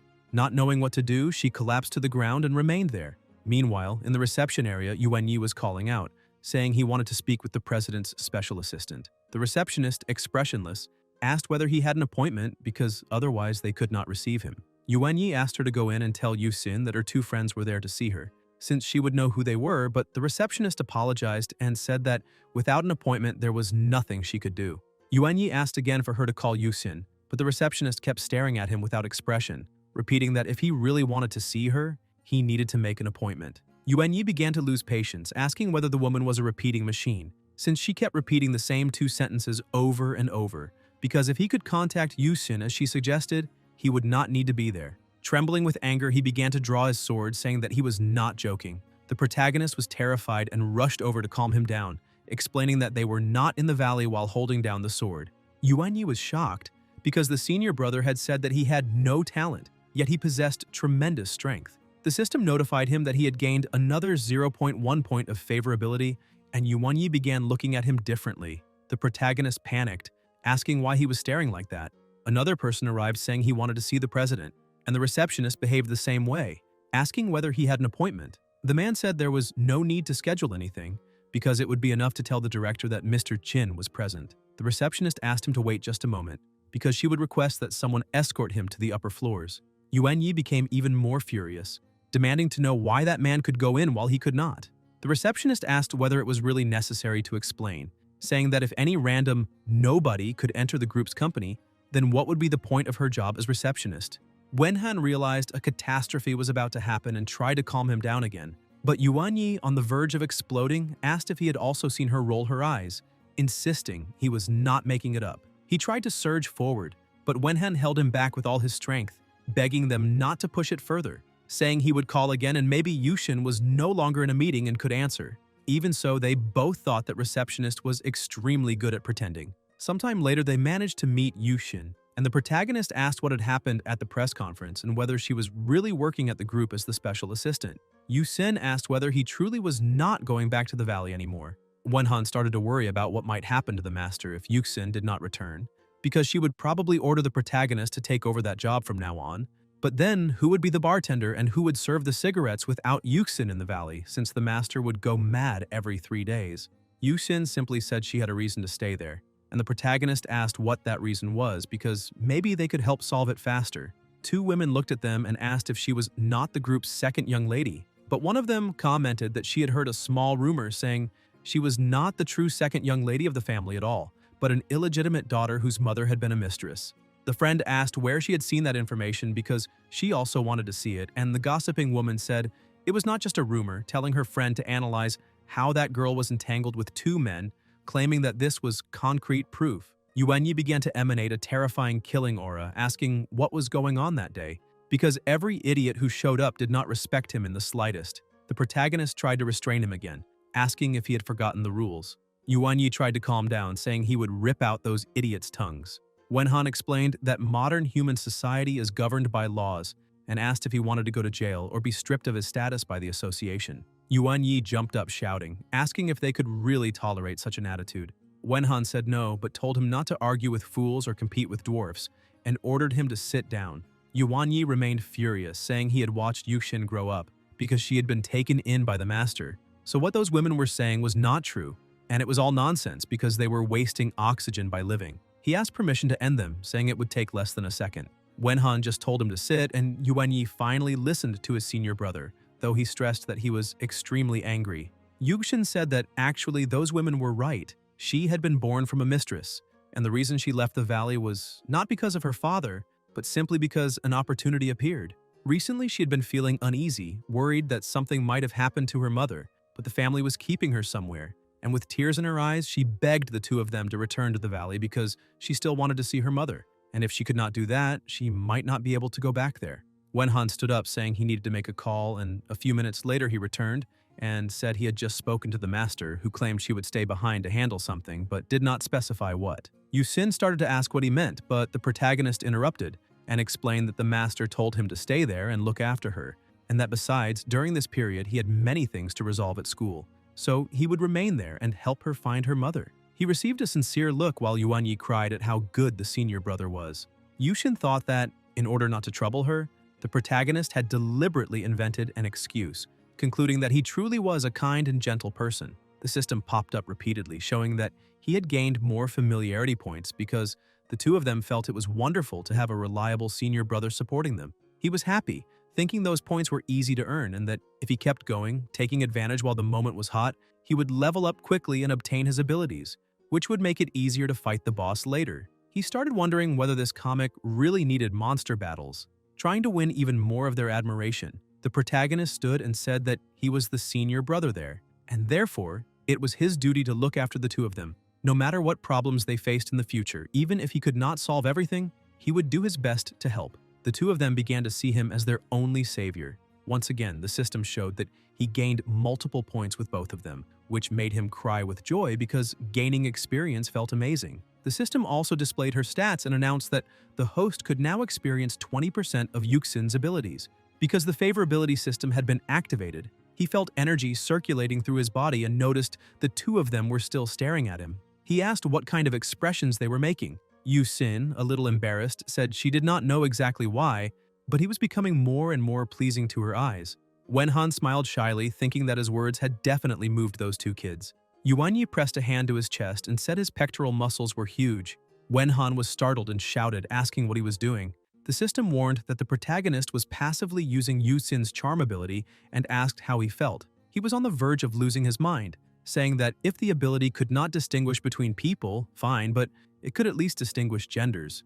The next day, she was running around non-stop because everyone was trying to make things difficult for her, constantly asking for help. She was giving it everything she had to meet everyone's demands. One person asked her to make a tea cake because the leaders needed it during the department meeting in the afternoon. She thought she still had 5 documents to photocopy, 6 packages to pick up, and 7 documents to shred, plus 8 cups of coffee to prepare. The man simply turned his back as if he had not heard her response, saying that she was the director's special assistant and he was just an ordinary employee, so how could he possibly order her to do anything? She said that was not what she meant, but since things had reached this point, it was not a long story.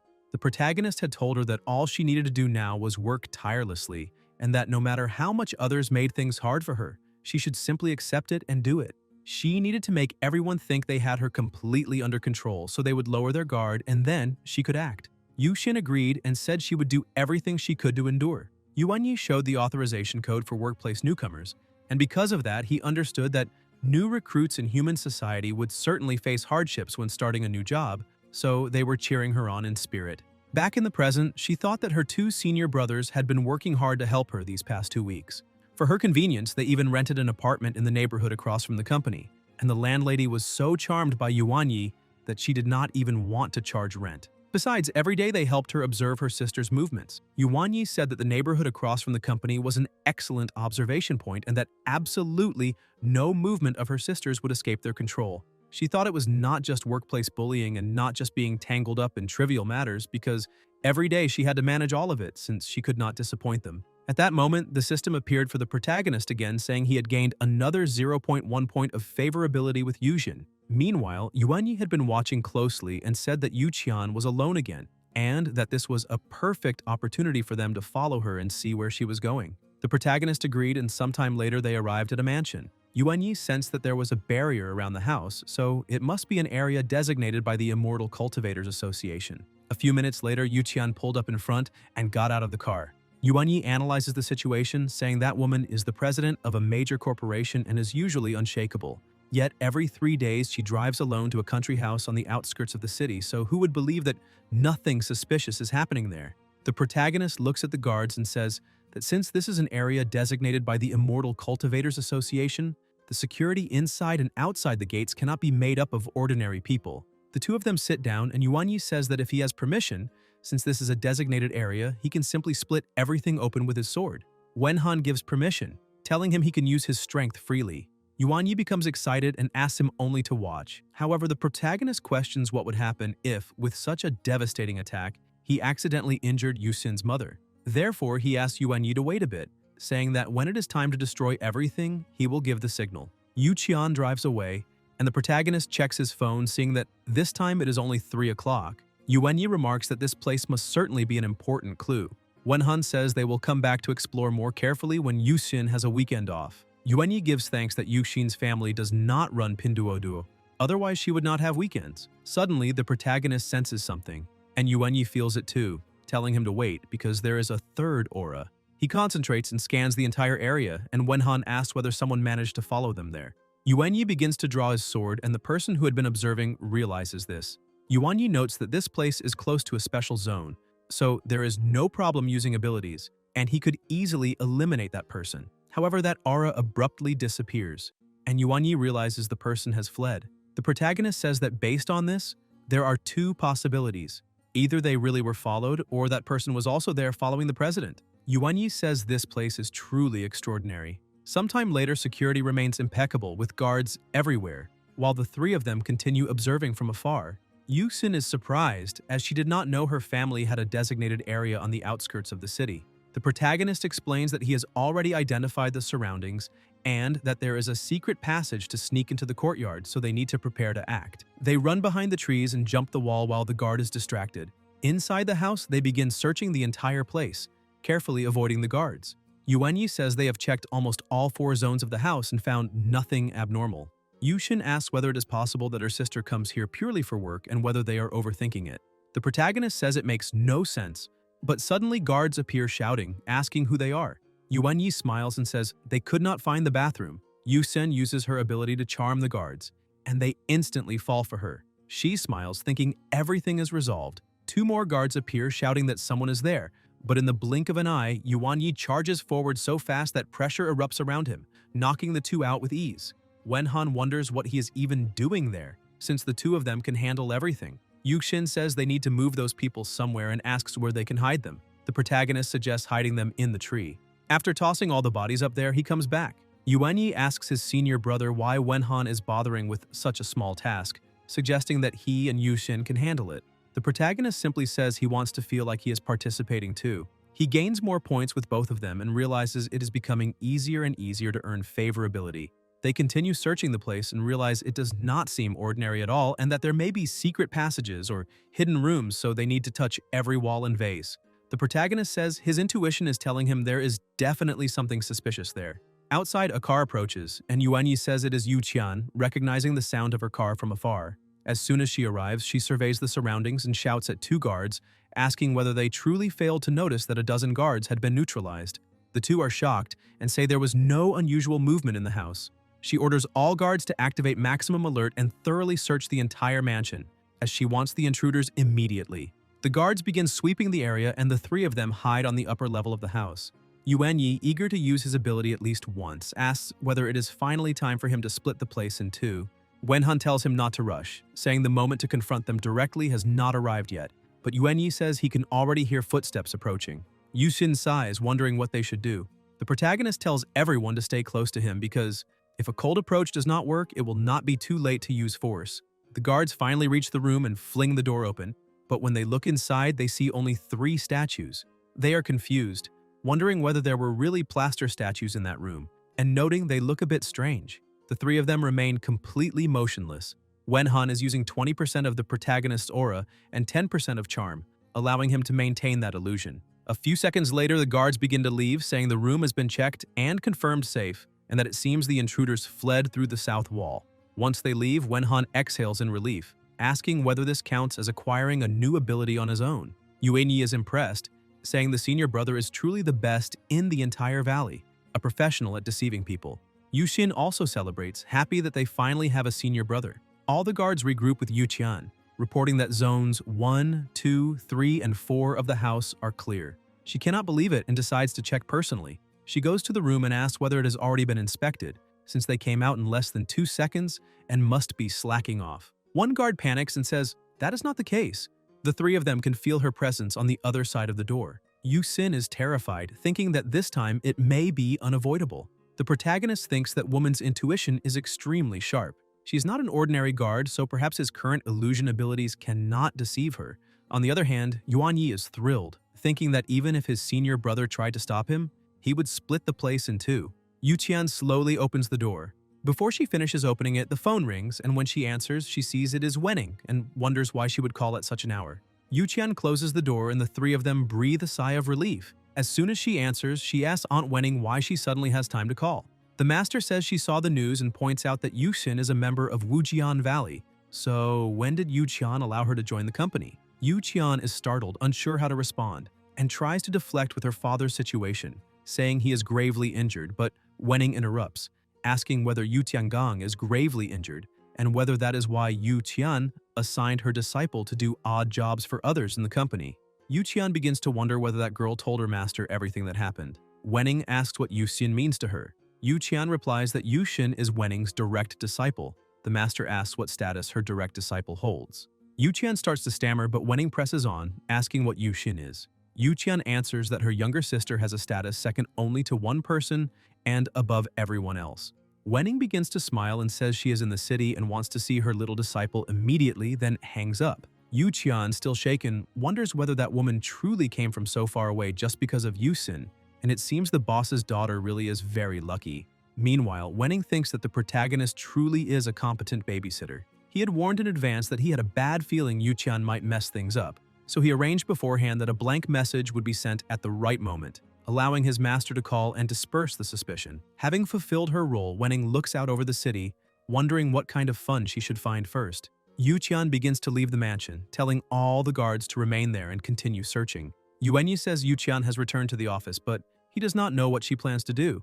Yuxin is also relieved because the master's call came at exactly the right time and they are temporarily safe, but she does not know what they should do next. The protagonist points out that Yuqian just answered the master's call and, judging by her tone, she took what was said very seriously and may have gone to speak with someone about it. Even so, she did not leave immediately, so there must be someone important in that mansion.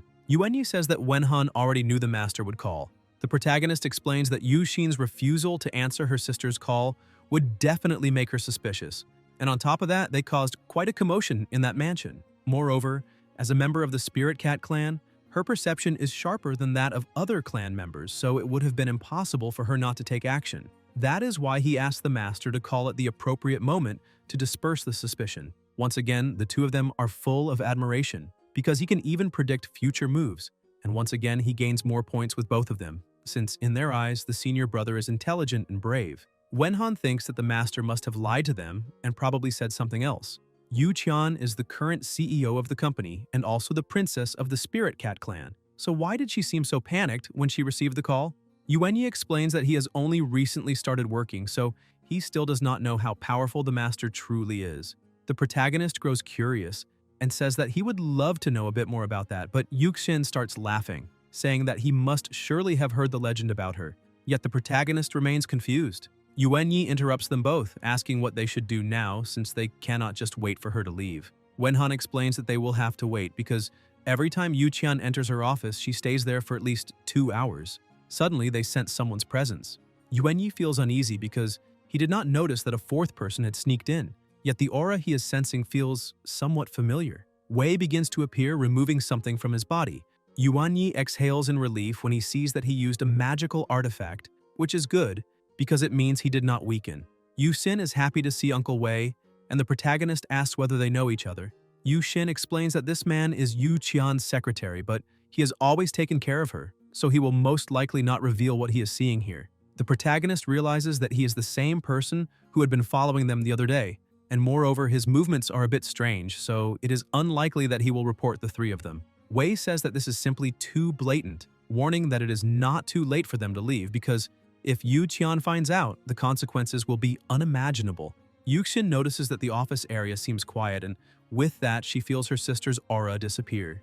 Yuenyi focuses and confirms the situation, saying that she entered the office and has not come out, yet her aura vanished. Wenhan starts thinking about it and shouts that apparently that house really does have something to hide, and as soon as Yuqian leaves, they will investigate everything. Wei shouts that this is nonsense and that they need to leave immediately, and Wenhan asks him whether he was not lurking around that place for the very same reason. Yuqian gets into the car and leaves the mansion. Yuenyi notices and says that her aura suddenly appeared in the office and now she has already left the mansion. The protagonist checks his phone and sees that she stayed there for 1 hour and 36 minutes. And now it is time for them to start searching. Wei keeps trying to stop them, asking why children never listen to adults. Yuxin tells her uncle that no matter what happens, she has to find her mother, and if he does not intend to report it, then he can simply turn a blind eye. Wei takes a deep breath and says he will go with them. Sometime later, they begin searching the entire place. Wenhan asks Wei if he still has the invisibility cloak since he sneaked in before. Wei asks if he has never heard the saying that beating the grass to scare the snake will ruin the plan. Wenhan simply thinks that he needs to endure this for a while, and they continue searching everywhere. Wei explains that he found the invisibility artifact recently. However, it does not work on everyone, like that attentive young man. Yuenyi notices something on the wall and calls Wenhan, asking if that button is some kind of mechanism. The protagonist asks Yuxin to try using it. As soon as she touches the button, a secret door opens. Wenhan is pleased. As this was expected, only blood contact would work. They pass through the passage. Wenhan tells them to stay quiet and hide their auras. He thinks that, according to the information he received, Wei is like a watchdog of the Yu family, extremely loyal to them. However, it seems that these rumors are not true. They keep walking and Yu Xin sees something that surprises her. Wenhan asks if something happened. She is confused when she sees her father watching TV and questions how he can be there. Yuanyi is also confused and asks if he was not gravely injured in the ICU and why there are two Yu Tiangangs. She says she does not know either and asks her uncle, but he is even more frightened than they are. Wei says they cannot investigate that secret room any further, since the Spirit Cat clan is interested, and with so many chaotic auras suddenly appearing, they certainly will not go unnoticed. He wonders why this is happening. Tiangang looks up and calls Qian, but Wei has already taken everyone out of the room. A little distance from the mansion, Yusin asks her uncle what his true position really is, but he tells her to stop, because the less she knows, the safer she will be. However, Yusin keeps questioning and asks if he knows where her mother is, since he also appeared at the mansion, so he must be investigating something. He explains that he has some clues, but not enough to determine her whereabouts. In addition, he says he will pretend that the events of that day never happened, and tells her it is better for her to return to Wujin Valley immediately. Wei asks her to listen to him just once and explains that the current situation is very complicated, and if she gets involved, she will suffer greatly. Yushin tries to argue, but he interrupts her, asking her to wait as he needs to answer an urgent call. Mrs. Tan contacts him and Wei tells her that he understands and is heading there immediately. Yushin looks at him, wanting to ask something, but he says that Mrs. Tan has a business proposal to discuss with him, so he needs to go back now. He truly did not expect to see her again, yet as soon as he saw her it was comforting, as it was like seeing the young madam, since Yusin's eyes are very similar to her mother's. He looks at the protagonist and says that he heard the second young miss call him older brother, so he will have to trouble him to take good care of the second young miss. Wenhan states that he will take very good care of her. Wei is satisfied and says goodbye to them, disappearing. The protagonist looks at Yusin and says that no matter what decision she makes, he will support her. She is happy to hear that and feels more confident, saying that she needs to go to the hospital. Sometime later, Wei meets with Yuqian and another woman. This woman asks him how long he has served the Yu family. Wei explains that he has been in the group for a long time, since he became the special assistant to the eldest young miss. However, he has been with the family for much longer and cannot remember exactly how long. Yuqian points out that her mother's question is indeed a bit difficult because what kind of person can remember the exact time, unless every day feels like a year? Her mother tells him that the person he must eliminate this time is very special and asks whether she can trust him. Wei replies that as a subordinate, he has never failed. Yuqian picks up the file and says that the target's name is Murong Tianlang, which makes him uneasy. Meanwhile, at the hospital, Wenhan and his group are trying to get in unnoticed. Yuanyi remains on high alert at all times, and the protagonist cannot understand what kind of special forces soldier he is supposed to represent. As soon as they reach the room, Yusin looks through the window, but that only confuses her even more when she sees that her father is lying there. The protagonist asks her if her father has a twin, but she says no, at least she has never heard of it. Yuanyi points out that the hospital is not within the designated area, so they cannot use magic freely. He notices someone approaching and tells them to retreat. The three of them return to the temporary base in front of Yusin's family company. Yuanyi reflects on the matter, saying that the Tiangang in the hospital truly seem to be in critical condition, exactly as reported. Moreover, the person in that secret space shouted for Qian, which makes it clear that he has a close relationship with Yuqian. The protagonist shouts the name Huang Silang, but Yuanyi looks confused and asks who that is. Wenhan questions how he could not have seen it and explains that the family has just found a very similar double used to confuse enemies, preventing them from determining the right time to strike and thus avoiding assassination. Yuanyi agrees, saying that this idea seems quite possible. Wenhan asks whether Yuxin can figure out who the real Yu Tiangang is, but Yuanyi interrupts them, saying that she left home at a very young age and went to the valley, so perhaps he himself knows her father better than she does. Wenhan remarks that after all these days, he completely understands Yuanyi's nature, a teenager addicted to the internet, a master of games. Yuxin shouts that even if her father turned to ashes, she would still be able to recognize him, since she still needs to grind his bones to dust. So it would not be a good thing if she picked the wrong person. However, the person in the hospital is not only identical to her father, but also possesses basically the same aura, as she sensed in that person the powerful aura of a bloodline warrior, which makes the person in the hospital and the one in the secret room extremely similar, making it much harder to tell who the double is. In addition, the person in the hospital is covered in tubes and wearing an oxygen mask, which makes it harder for her to see clearly, so ideally she would need to meet him in person. Back at Yu Qian's house, she tells Wei to think it over carefully, calling him Uncle Tianlang, and places the agreement on the table, saying that it only brings benefits to both families with no disadvantages. Her mother asks him to sit down and have some tea, since even demons and humans can coexist peacefully. So why should there be so much tension and mortal conflict among demons themselves?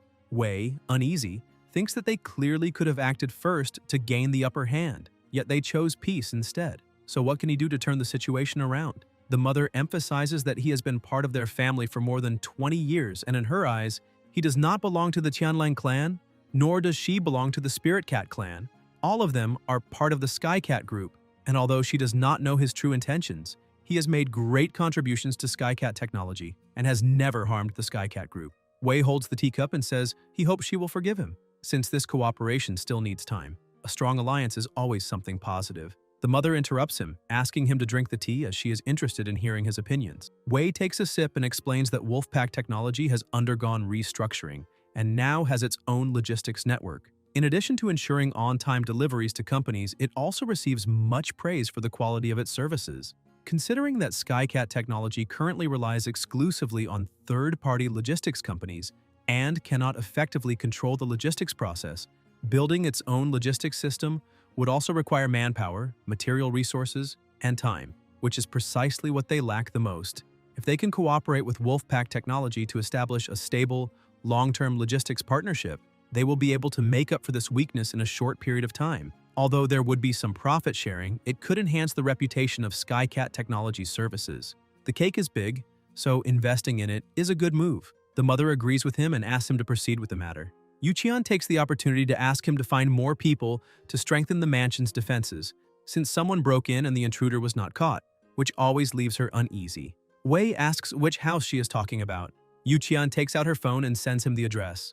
Wei questions whether people who are not from the Spirit Cat clan are allowed to enter that mansion. She explains that at first it was not allowed, however, there was a small incident in the house and all the guards proved useless, so she only trusts him and asks him to leave the past in the past. That way he can work toward a better future, so he is allowed to enter. Wei understands and says he will arrange it immediately. Yu Qian begins to think that her younger sister is still unreachable, which shows that the disturbance in the mansion is definitely related to her. Moreover, it is too much of a coincidence that she could not contact her sister and then, all of a sudden, Wenning calls. Wei says goodbye to the two of them and leaves the room. Outside, he runs into Xiang and the two greet each other briefly.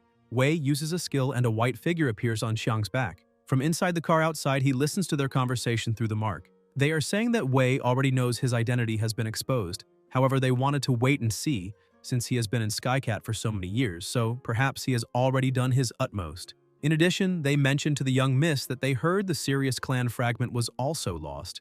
Wei is shocked, since that means the Spirit Cat clan also possesses fragments, and perhaps they are talking about the ABHI fragment. They say that a group of people suddenly broke into the house and question whether this has anything to do with the fragment, because they absolutely cannot let anyone discover it. Wei is confused, wondering why they suddenly brought this up.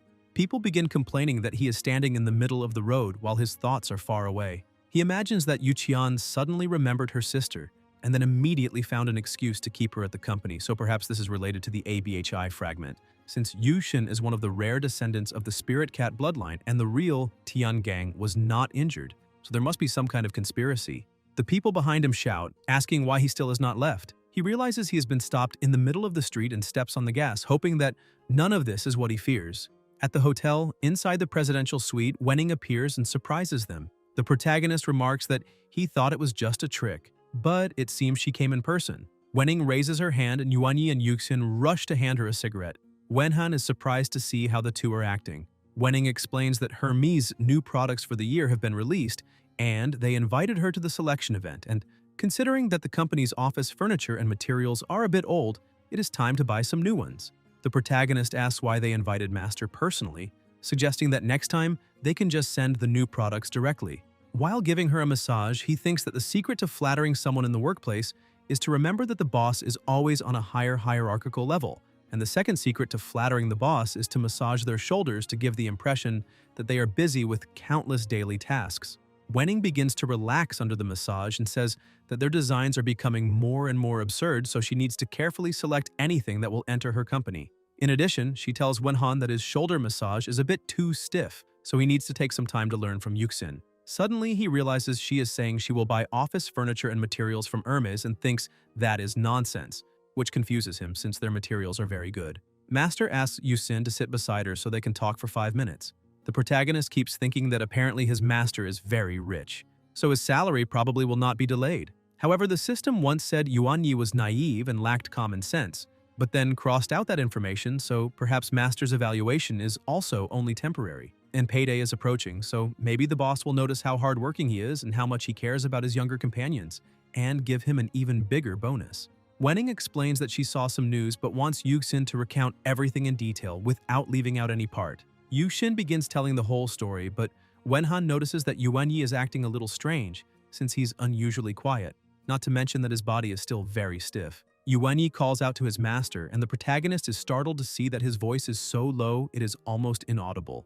Wenhan asks why he is being so timid and where his usual dominant demeanor has gone, wondering if he is afraid of Master and therefore hesitant to speak. However, the contrast is too great, and Wenhan still cannot understand why, since Yuan Yi is also a monstrous male protagonist with all kinds of attributes. There is no reason for him to become like this in front of Master.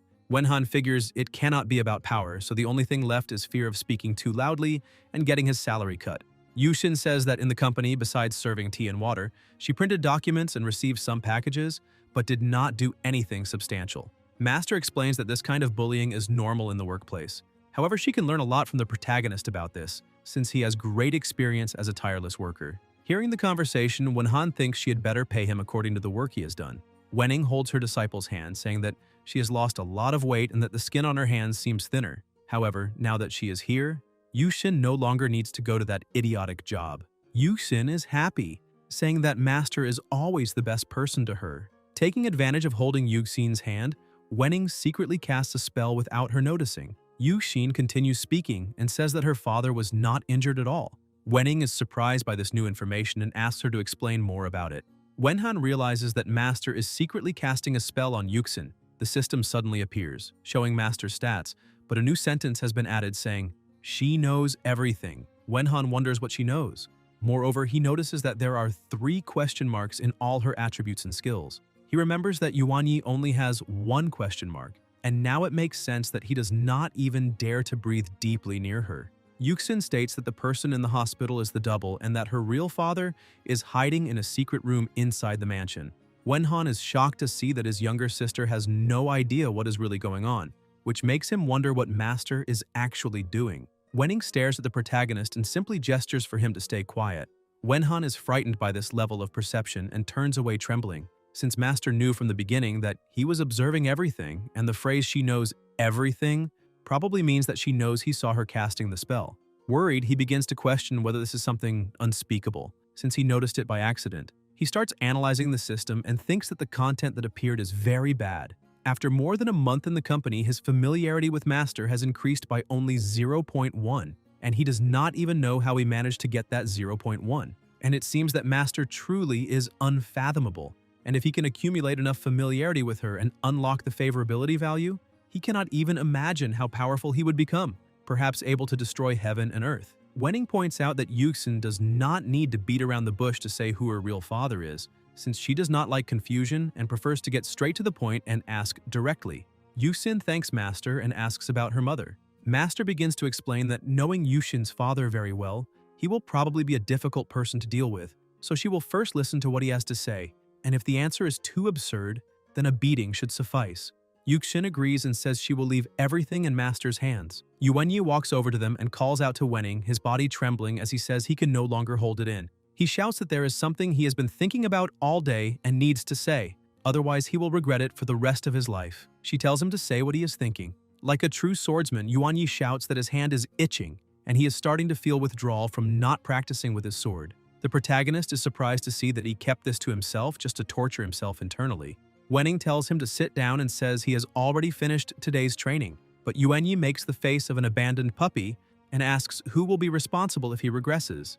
Moreover, he says that Master only shows affection to Yuxin, holding her hand, asking about her well-being, and giving her support, while, on the other hand, he only wanted to stretch his muscles a little. Wenhan watches the scene and realizes that Yuan Yi is trying to be manipulative. Yuanyi keeps pleading for Master to grant him just this one request. The protagonist remains confused, since Yuanyi is the reincarnated version of an unparalleled immortal swordsman, so he should be somewhat arrogant, capable of shattering mountains with a single punch and indifferent to everyone. So why does he look like a child throwing a tantrum just to go play outside? Wenning straightens up and says that Yuanyi should know Article 1 of the Immortal Cultivation Association management draft like the back of his hand.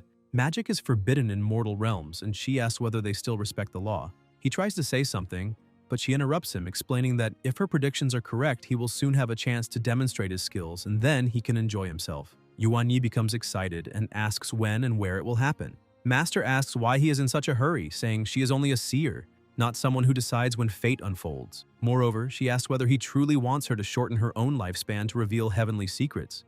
Yuxin also grows curious and asks Master what kind of opportunity it will be, but she only says they will find out very soon.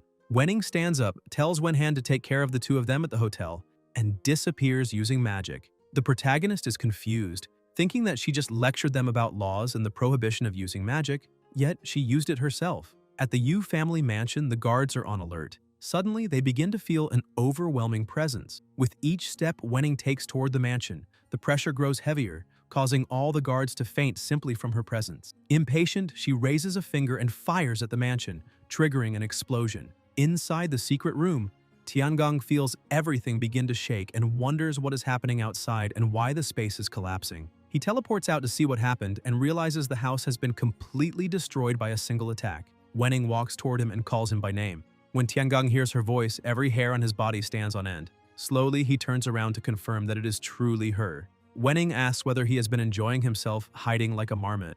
Two insects are talking nearby, but Wenning steps on one of them, driving its companion into a frenzy. Tiangong stares at her and asks why she is there. Wenning says she only allowed Yu Xin to return for his funeral because she thought he was dying, so he had better think carefully before saying another word, or they will have a different kind of banquet that night. Tiangong raises his hands, saying this is an injustice, because even if he had the courage of a bear and a leopard combined, he would never dare deceive her. However, he says he had no choice and had his reasons, but Wenning merely looks at him, clearly displeased with those words.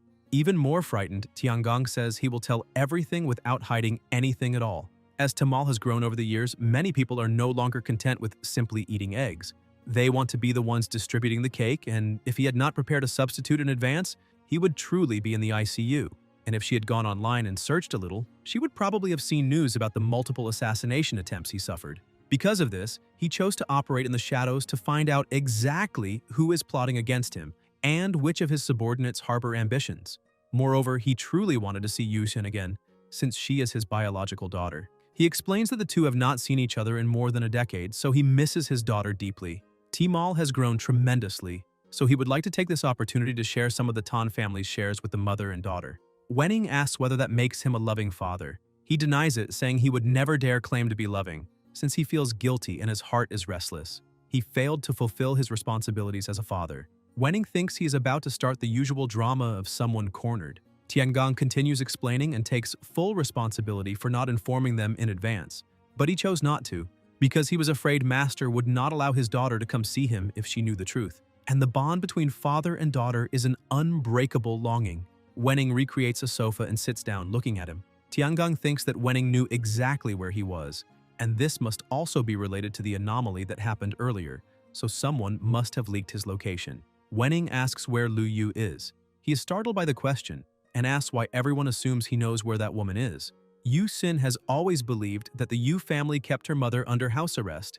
It is true that he had a relationship with Lu Yu, and that their love was real and deep. After she disappeared, leaving Yu Xin still a baby, he sent countless people to search for her. However, even after so many years of searching, there was no news, so he has no idea where she might be. Taking advantage of the situation, he asks whether Wenning has any clues about the matter. She says she truly has no interest in discussing the past, but she would like to know what he thinks about Yu Xin's existence. Tiangong says that although reproduction between humans and demons is almost impossible, the feline demon tribe has probably had more contact with humans since ancient times, so the probability is indeed higher than that of other tribes. After Lu Yu became pregnant, she accidentally discovered his identity as a spirit cat demon. She could not accept that he was a demon, yet he cannot understand where that feeling came from, since demons and humans have coexisted for a long time. So what difference is there between them? However, Lu Yu was still very young, so how could she bear all the pressure she was feeling? With tears in his eyes, he looks at Master and says he has many questions about Yushin. He asks why Wenning insisted on taking his daughter away from him back then. Although Tanya was not the biological mother, his daughter is still the princess of the Spirit Cat clan, so she would not have been mistreated over something so trivial. Wenning becomes extremely irritated at hearing such nonsense and lets her aura expand. Frightened, Tiangong apologizes, saying he is not complaining and slaps himself, explaining that he is only confused. Wenning calms down slightly and simply watches him. He says that if she does not want to talk, then he will not ask further questions, since it is a great fortune for the Spirit Cat clan that Yuxin can become the disciple of someone as honored as Wenning. She points out that in 2 days she will take Yushin back to the valley, and this is the last drop of patience she will show, so she earnestly asks him not to lie to her. Wenning thinks that even while facing the prospect of being beaten for 3 days straight, Tiangong still dared to hide that Lu Yu is from the Sirius clan. Tiangong starts playing dumb, saying he truly does not know what he did wrong, and asks her to state clearly what happened, so that he can at least know the reason for his death. She says that his company has grown tremendously, so he should give back a little more to society. He can make money, but there are things he cannot touch. A good beginning is easy, a good ending is extremely difficult. She thinks that even if he dies, she will make his death worthwhile and begins to disappear. He falls to his knees, shouting for her to take care and to come back to visit whenever she wishes, and he would also like to thank her for sparing his life. As soon as she vanishes completely, his expression changes entirely. He stands up and quickly reconstructs the house as if nothing had happened. He goes to his wine cellar thinking that his daughter is trying to betray him, which makes him wonder whether she would really leave of her own will if she cannot find her mother. While savoring a glass of wine, he remarks that all those pieces are antiques he acquired with great effort, but a 1,000-year-old virgin has a difficult temperament to deal with. Irritated, he says she went too far, and it would have been better if she had stayed in the valley. Yet she insisted on meddling in his family affairs, and if she continues being unfair, then he will be disloyal, and after that, no one will be able to save her. He drinks the wine elegantly and carefully places the glass on the floor, thinking that he knows how to bend and stretch so he will be able to control her easily. Meanwhile, Wei arrives at his destination. He steps out of the car and begins walking until he suddenly passes through a barrier and appears somewhere else. Several guards run toward him and bow, addressing him as Second Prince. He goes to see his imperial brother. Wei's real name is Tianlang, so from now on he will be referred to as Tianlang. His imperial brother greets him, asking him to look at the fish he is raising, but Tianlang goes straight to the point and asks whether the Abiachi fragment is still with the clan, and he replies that it is still there. Tianlang explains that he was browsing the Tmall group and heard the Spirit Cat royalty mention the loss of the ABHI fragment, and as his own brother had said before, there are only 2 ABHI fragments in that world, with the Spirit Cat and Sirius clans each guarding one. After hearing the comment about the fragment being lost, he became extremely worried, so he immediately returned to ask about it. The imperial brother is surprised by this information and asks whether the Spirit Cat's ABHI fragment was also lost and when that happened. Tianlang explains that it was recent, but questions what his brother meant by also lost. The imperial brother lets out a deep sigh, saying that this is not a glorious matter. Tianlang urges him to pay attention, saying that the loss of the fragment, Yushin's return, and Tiangong pretending to be ill are not coincidences. All these events together are highly suspicious, so he begs his imperial brother not to hide anything from him. The imperial brother remarks that he never imagined events that happened 1,000 years ago would still affect them today. 1,000 years ago, Prince Murong Jun of the Sirius clan and Princess Tan Qing of the Spirit Cat clan married and gave birth to twins. The younger twin sister, who later became Princess Wan Ning, awakened an ability capable of shaking the world and dragging everyone into an endless nightmare. That ability was called the Source of Nightmares. Possessing such terrifying power was undoubtedly an extremely dangerous existence. Thus, the once golden princess became someone avoided by all. The Sirius clan and the Spirit Cat clan jointly decided to build a massive cage and imprison the princess within a barrier. She endured both physical and mental torment inside that cage. They even used magic to punish her, attempting to weaken her powers. As she spent her days imprisoned, she questioned why her father and mother had abandoned her, not to mention that it was unbearably cold inside that barrier. In the end, having lost everything, the princess turned to darkness. Deeply repressed, she fused with the source of nightmares, obtaining supreme power and dragging everyone into an endless dream. Wherever she went, clan members fell into ceaseless nightmares, reliving the pain she had suffered for all those years. The Spirit Cat clan and the Sirius clan fought the princess with all their strength and finally invited a legendary and powerful cultivator. The spiritual battle between the princess and the mighty cultivators lasted 3 days and 3 nights. In the end, the princess's power was exhausted, and she vanished as she dissipated. Her malicious thoughts shattered into Abihai fragments. That was the only good thought that cursed the Sirius and Spirit Cat clans, forbidding them from ever having mixed blood descendants again so they would not repeat their own mistakes. Afterward, the ABHA fragment was divided into 2 and kept by both the Spirit Cat clan and the Sirius clan. Tianlong asks his brother when the fragment was lost. The Imperial brother says it was 25 years ago, disappearing along with his sister. He suspected she had taken the fragment and wanted to search for something in secret since many of the older clan members still vividly remembered that catastrophe. The Imperial brother emphasizes that he was responsible for guarding the fragment and feared the clan members finding out, as their morale would deteriorate. Moreover, he also feared implicating his sister, so he did not want anyone besides himself to know about it. Tianlong asks whether Yu Xin's birth could be related to the fragment. The Imperial brother says he does not want to associate his sister's disappearance with the lost fragment. His sister would not be so foolish. Besides, she once mentioned that Yu Tiangang did not know she was a demon. Tianlong reproaches his brother, saying he's too confused, because according to the legend, how could Tiangang, a spirit cat, have a mixed-blood child with a Sirius, especially after the fragment was stolen 8 years ago? Furthermore, he married someone from the spirit cat royal family. So, if Tiangang truly believed his sister was human and took no precautions, how could Yu Xin have been born? He points out that his sister probably disguised herself as a human, but in reality she is from the Sirius clan. Tiangang must know that his sister belongs to the Sirius clan. The Imperial brother explains that even if all that is true, the fragment itself does not have the function of allowing the 2 clans to unite and produce descendants. Tianlang agrees. However, he says that the fragment and Yu Xin, who carries blood from both clans, must be connected. Therefore, how she was actually born is no longer the main issue.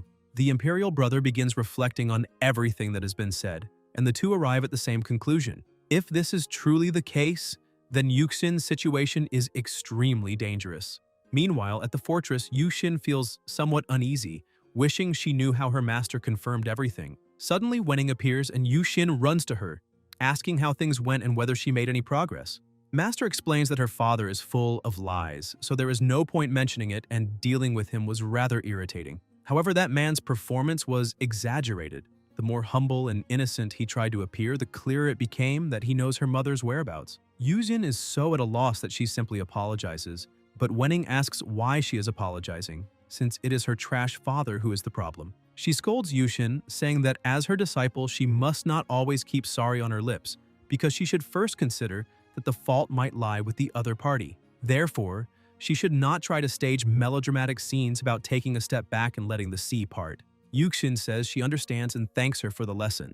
Wenning asks where the other 2 are. Yu Xin explains that she just went downstairs to pick up takeout, so they should be in the elevator. Still irritated, Master says that old man is like a slippery worm. Relying on him for useful information is like expecting a sow to climb a tree. Yu Xin's phone starts ringing.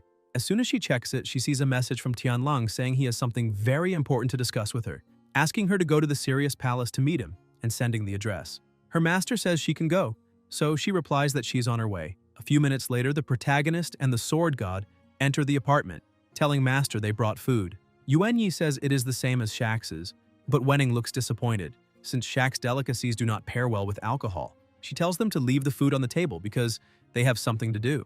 The protagonist gets excited and introduces himself in a ridiculous way, asking how he is doing, but she says they only need to take a taxi. Shortly afterward, they arrive at the destination. But when they try to enter, Wenning realizes there is a barrier. She wonders whether he already anticipated that she would come and resorted to such ridiculous tricks. Wenhan asks if something is wrong. Wenning explains that the barrier has been activated and a sorcerer cast an obstruction spell over both spaces. Now it is impossible to teleport into the Sirius clan's domain. Yu Xin adds that she cannot even use her phone. Master says that is normal since the passage is blocked, communication signals cannot pass through. Yuanyi touches the barrier and says that when new signal towers were promoted before, emphasizing strong signal penetration, everyone rejected them as useless, but now their village must be without internet. The protagonist thinks it looks very much like a membrane. Meanwhile, the Imperial brother checks the time and realizes half an hour has passed since the agreed meeting time, asking whether it is possible they ran into trouble. However, he notices there is no internet and even the teleportation barrier has been blocked, which makes him wonder whether Sirius discovered their intentions. Tianlong says that is unlikely, and even if Yuqian and her mother discovered that he is part of the serious royal family, if they believed he was merely a commercial spy, there would be no need for such an extra measure. They could have handled him through normal legal channels. Moreover, from what little he has gathered, the two have no idea that Yuxin is a hybrid. They only think that Yuxin's mother seduced Tiangong to climb the social ladder, leading to infidelity, so their hatred toward Yuxin runs deep. In addition, he explains that those two were not involved in core business before, and if they knew Yuxin's true identity, they would have come to speak with them immediately instead of blocking the barrier. The Imperial brother states that something important is about to happen. Yuxin keeps trying to contact them but cannot, as her phone shows that it is out of coverage. The Sword God realizes this is his long-awaited moment and tells Yuxin to stop trying and let him attempt to break the barrier with a single strike. Master asks whether he acquired another new skill and tells him to control himself so he does not damage the plants. Wenning begins making a note that the unworthy disciple named Yuan Yi, disregarding the law, arbitrarily used martial arts to vent his anger over not having internet on his phone, causing significant losses. The Sword God shouts that he was only joking. The protagonist, still having no idea why they are here, asks what exactly this important matter is, since Tianlang was always so reserved before and never answered their questions. So why did he suddenly decide to arrange a meeting with them this time? Moreover, the protagonist notices something else strange, pointing out that Yuxin belongs to the Spirit Cat clan, so why was she summoned to a meeting at the Sirius clan palace, since normally those who are not of the same tribe are not allowed to enter without reason? Yuxin says she also does not know exactly what is going on, since Tianlang did not explain much, only that it was urgent. The protagonist says Tianlang cares deeply about Yuxin, so he will probably try, in a friendly way, to persuade her not to get involved in company affairs. He might even secretly infiltrate the house to gather information and help them cover things up. However, after thinking a bit more, he suddenly shouts that he realized something very interesting and asks whether the two of them are related, because the way that guy looks at her is exactly like how his own uncle looks at him. Yuxin explains that this is not the case. Tianlang worked for her family for many years and personally took care of her very well. So, as a sign of affection, she calls him uncle, since she never heard of having a real uncle, much less one from the Sirius clan. The protagonist asks why that would be impossible. Master interrupts them, releasing her power. She tells Yuxin that Tianlang truly is her uncle, and explains that she is a hybrid of the Sirius and Spirit Cat clans. Her mother, Lu Yu, is a princess of the Sirius clan, and her original name was Murong Zhongxia. Even after hearing this explanation, Yuxin remains completely confused, denying it and asking how that is possible, how she could possibly carry Sirius blood. Wenhan points out that reproductive isolation should not exist in the demon world, so why is she so shocked? The Sword God explains that the two clans are cursed, making them absolutely incapable of producing descendants together. After analyzing the barrier, Wenning prepares to break it. Yuxin asks her master what exactly is going on, but Wenning says the only person who has that answer is her father. As the barrier is damaged, the cell signal returns and the phone begins to ring. Yuxin says her father is calling, and Master tells her to put it on speaker. Her father says he has finally found her mother and just sent the location, asking her to go immediately, as they will meet at his house soon. He also sends an image showing her mother. Yuxin calls out to Master. Wenning senses that she wants to go and asks whether she truly wishes to go there. Yuxin replies yes. Even though she knows it is not a good time, she has been searching for her mother for so many years, and now she finally has a chance to see her. Even if her father is lying again, she wants to be certain that her mother is there. Wenning says that is fine since the mystery is about to be revealed, but in the next stage of the journey they will have to deal with this temporarily. Yuxin becomes slightly confused and wonders whether Master is angry about her decision, but Wenning scolds her, reminding her not to play the victim and not to apologize without reason. She then explains that she cannot leave the barrier now because the caster is very cunning and placed a double reverse spell over the obstruction spell. Apparently, the caster anticipated that she would be there and would break the barrier as soon as she found an issue with it. Now the reverse spell is active. If she does not completely dispel the obstruction spell, the barrier will release all the power she infused into it. The protagonist, still bewildered, wonders why his master has been holding her hand up all this time. Wenning explains that he wants to separate her from them temporarily, but she considers it a petty scheme and thinks she's being underestimated. She adds that the entire city will be affected because of this, and it will be troublesome to write the report. The protagonist glances again at her status and thinks that indeed she does not look like someone who will write the report. While holding up the barrier, she tells all her disciples to listen carefully to her orders. She grants them permission to use immortal magic in the mortal world, but strictly forbids them from harming innocents. The sword god becomes excited, recalling that Master said he would have an opportunity, and it seems that moment has arrived. He draws his sword, shouting that his master truly predicts events like a goddess, always seeing several steps ahead, and now it is time for him to have a proper fight, since his hands have been itching to cut something. He raises his sword, which carries an all-encompassing energy of 30,000 Lai, and with a single strike, its cold brilliance sweeps across 19 states. He drives his sword into the ground, and his master notices, saying that the asphalt roads are innocent too, so he will be paying for the repairs. The protagonist begins to tremble, seeing that everyone possesses monstrous strength while he is still far from being able to do anything significant. Wenning calls him over and points out that he has the most important role. As the most experienced and eldest senior brother disciple, it is his responsibility to look after his younger brothers and sisters. With everything arranged, they set off and, after some time, arrive at a small house in the middle of a forest. They hear a voice calling from inside and decide to enter. But as soon as they step through the entrance, they pass through a barrier, and that barrier leaves Yuxin alone. She thinks that since her mother is from the Sirius clan, perhaps she does not wish to see outsiders and created a barrier. She continues walking until she reaches the door, thinking that her mother is inside and that she will finally be able to see her. As soon as she opens the door, her mother looks at her and says that she is here. Yujin begins to cry, saying that she finally managed to find her mother. However, her mother remains emotionless and asks what there is to celebrate. Yushin is startled and asks if she did something wrong. Her mother stands up and says that if she had not had her as a daughter, she would not have been trapped for more than a decade.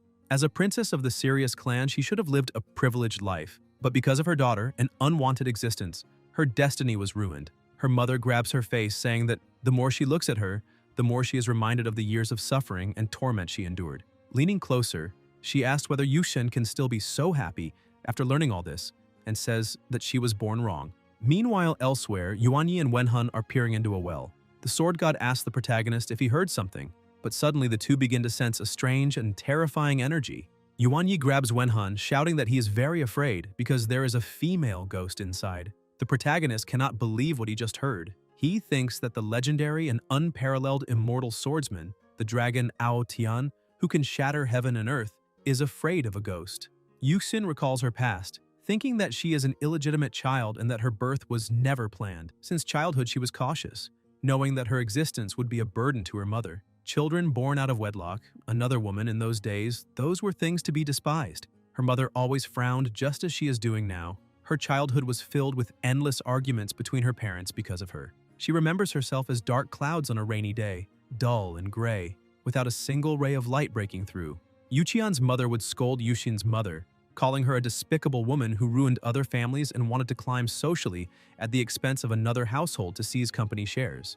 In addition, there were always others calling Yuxin an aberration, a bastard, an unwanted and unlucky existence. All of this made her imagine more than once how free and easy her mother's life would be if she did not exist. Later, her master appeared and invited her to follow. Yushin thinks that although she could not choose her birth, she could choose her departure. Leaving in exchange for her mother's freedom did not seem so bad. Even if she was far away, her mother would be fine. At least that is what she believed. For all these years, she lived thinking that her sacrifice had meaning and that her mother still loved her. Unable to hold back her tears, she begins to scream, asking why. But her mother keeps a contemptuous look, telling her that she hates her and that if trash like her did not exist, everything would be better. Yushin collapses to her knees, asking why her mother has the same look as those people who despised her all her life. Why she too must be an impure existence in her own mother's eyes. With that shock, Yushin suffers a mental breakdown, questioning why she sacrificed everything, since it is not her fault. It is not as if she chose to be born. As her mind spirals into chaos, something begins to happen, and, nearly losing consciousness, she falls to the ground, begging her mother not to look at her that way. Meanwhile, outside, the rooftops begin to tremble and the protagonist asks what is happening. Yuanyi, utterly terrified, asks whether the ghost is about to crawl out, but he does not understand why everything is shaking and soon starts crying, shouting that the ghost must be enormous. The protagonist keeps thinking that this is the first time he has ever heard of an unparalleled immortal swordsman who is afraid of a ghost. Wenhun shouts at Yuanyi, telling him to calm down, since the epicenter is not the old well and something unexpected probably happened to Yuxin, so he must ignore his fear and stop focusing only on the ghost. But the sword god keeps crying desperately, saying he cannot control this kind of thing. The protagonist explains that their opponent trapped Master inside the barrier and then lured them here. Right after that, they separated the two of them from Yuxin. Moreover, they clearly knew about Yuan Yi's weakness, his fear of ghosts, and sent a ghost to tie them down here. So they are obviously planning something involving Yuxin. He asks whether this entire conspiracy is really less frightening than a mere ghost. This whole matter must be related to Yuxin's hybrid bloodline, and if they do not act immediately, something very serious could happen to her. Therefore, they cannot just sit there waiting, they have to find Yuxin at once. In such a critical moment, the true male protagonist cannot fail. The protagonist adds that there is nothing to fear in a ghost. If they win, the ghost will be eliminated, and if they somehow lose, they will become ghosts too, and can teach that other ghost a lesson. Either way, they will smash that idiotic ghost's face. The sword god begins to calm down and agrees that they must find Yuxin. But just as he is finally steadying himself, a woman starts crawling out of the well, nearly scaring them to death. Wenhan cannot understand what kind of idiot designed this male protagonist like this. The ghost stares at the two of them as it climbs out, saying that Dalang has arrived and it is time for them to take their medicine. Yuan Yi keeps screaming that the ghost is getting closer and he does not want to take the medicine. Wenhan, annoyed, shouts at the ghost to take its own medicine, since it is interfering with more important matters and will be exorcised right now.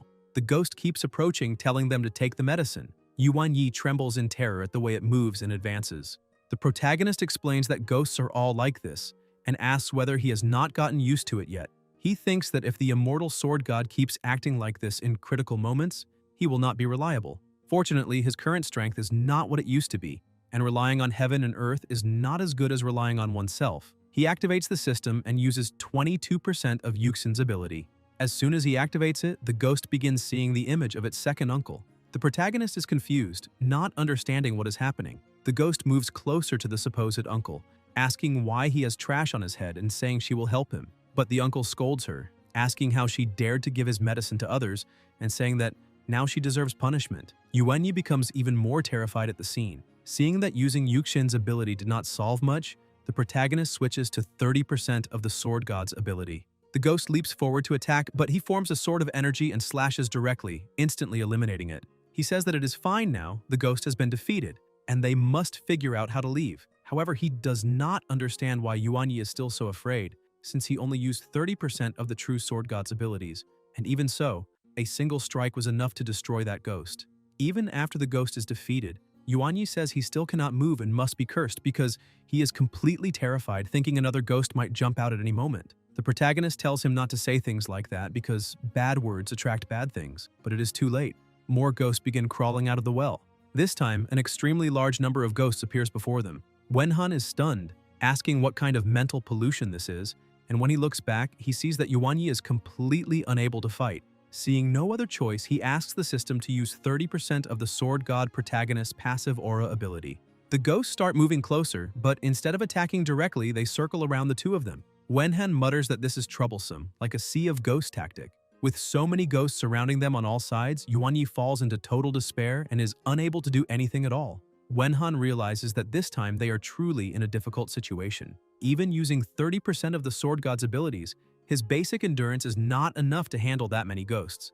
And even with the immortal swordsman himself present, the protagonist feels he put the cart before the horse by not using his strongest trump card. He thinks he needs to respect other people's abilities and let go of his caretaker complex. It is enough that he exists in his own life, and now his senior brother disciple is acting like a mere janitor with no power at all. So how can he possibly handle this under such circumstances? Suddenly an idea comes to him. Calmly, he asks Yuan Yi who he finds more frightening, Master or those ghosts. The sword god is confused and asks what he is getting at. Wenhan explains that if Yuan Yi does not stand up right now and clean up this mess when they return, he will honestly report the sword god's performance to Master. Before they arrived, Master specifically instructed them to take good care of Yuxin, so he would really like to know what Master will think when she learns what actually happened here. Perhaps not even everyone's pleas would be enough to save him. To overcome fear, a person needs an even greater fear. Yuan Yi stands up and says he understands the situation.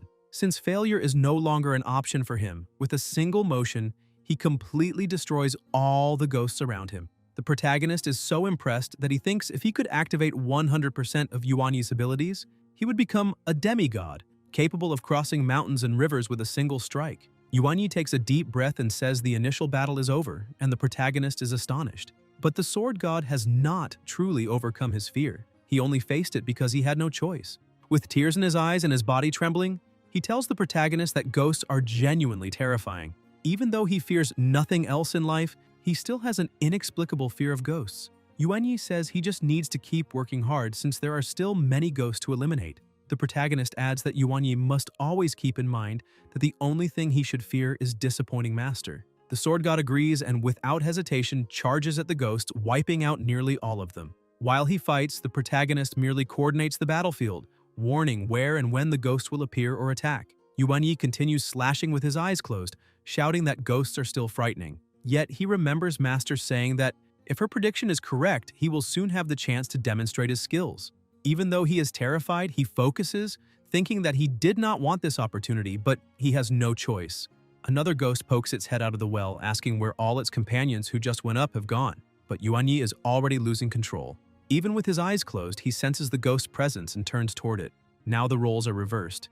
Instead of him being utterly terrified of the ghosts are terrified of his immeasurable power. The ghost immediately scrambles back down into the well, shouting that it saw a real ghost and that everyone must retreat at once. With the situation resolved, the protagonist tells him it was not that difficult. Not only did they clear the entire area, but the ghosts themselves were frightened away. Yet, Yuanyi still insists that ghosts are terrifying. Wenhan says that what is truly terrifying is an angry master. Curious about his affinity progress, the protagonist opens the system interface.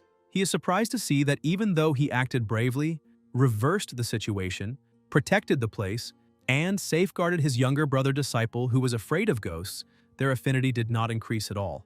Wenhan thinks the only plausible explanation is that this guy has the grudging attribute, since he was threatened just once, and the points did not rise. Suddenly, a notification appears in the system interface, and the protagonist wonders if a new character card has really appeared. When he opens it, the image of the ghost appears. It shows the affection value, recording the familiarity of the character Golden Lotus of Lingenfall. Her exclusive abilities are also displayed, showing that she possesses balance, graceful voice medicine, and that the full description will appear within 24 hours.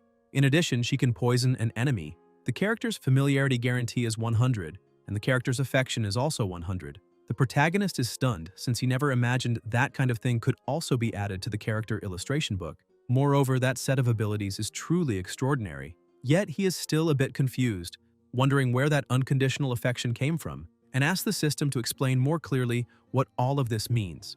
Since he and the sword god harmed that ghost's entire family, and even so, she loves him as if he were her first love. Suddenly, the barrier surrounding the place begins to shatter and they return to the previous courtyard. Wenhan senses a completely strange energy coming from inside the house and says something is wrong and they need to go in immediately. However, since someone might be waiting on the other side of the door, the two decide it is better to enter through the roof. As soon as the protagonist reaches the spot where that power is most concentrated, he breaks through the ceiling and, looking down, sees that Yuxin's mother is not her mother at all, but a monster trying to kill her. Seeing that scene, Yuanyi becomes furious, unable to understand how Tiangong could be considered a father if he led his daughter into such a trap. However, this is not the time to dwell on that since they must save her. The two jump in and Yuanyi goes straight for the monster. It senses the attack and dodges, releasing Yuxin. The woman grows irritated, saying they ruined the progress of the game and that she cannot forgive such rudeness. But when she tries to retaliate, she is easily suppressed.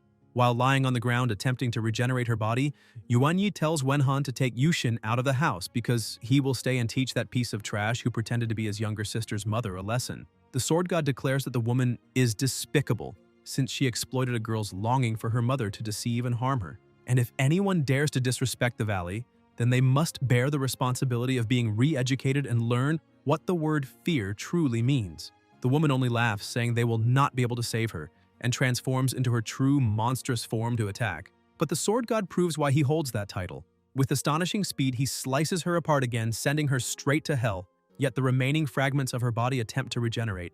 Yuanyi thinks the woman is an idiot asking for trouble, and as he concentrates his energy into his blade, he unleashes another strike, making her disappear completely. A massive explosion follows, utterly destroying the cabin. The protagonist is shocked, as it seems there are no limits to that man's power. A final trace of the monster's energy warns that they will not be able to save her, before vanishing entirely. Yuanyi smiles, thinking this was expected of him. After cleaning up the mess, he asks about Yuxin. The protagonist says there is nothing they can do for now, since she shows no sign of waking up. Yuanyi says they must return to Master. Meanwhile, she is still at the barrier but finally reaches the critical point and breaks it. A small crack in space-time appears and Tianlang and his imperial brother step out from within. They thank Wenning, addressing her as Your Excellency for helping them break the barrier. She says it is nothing, but asks them to be more careful from now on. The imperial brother, angered by the situation, says that tampering with the teleportation portal violates the rules of the Cultivators and Mortals Association. So which idiot would dare to do such a thing? Wenning tells Tianlang that he should know very well who it is. He replies that besides Tiangang, he cannot imagine anyone else who would do this, yet Tiangang should be in the ICU after surviving an assassination attempt. Wenning explains that the person in the ICU is a double, and the real one is hiding in a secret room at his house on the outskirts of the city. She also says they should have returned by now. Suddenly, a taxi stops in front of them, calling out for Master. The protagonist says that Yushin was ambushed. Yuan Yi, still furious, says that Tiangang thinks too highly of himself if he believed he could defeat a young master like him with just a lackey. Tianlang rushes off to help Yushin while Wenning simply observes. She understands the situation and introduces herself as the Grand Elder, saying she has come to visit the Tianlang clan's territory, but since one of her disciples encountered an accident and is unconscious, they will temporarily remain within the clan's territory to avoid further disturbance. The imperial brother opens an entrance and respectfully invites her in. Wenning takes the lead and steps inside first. Guys, if you enjoyed the video, leave a like, comment, and subscribe to the channel so you don't miss new content. Thank you.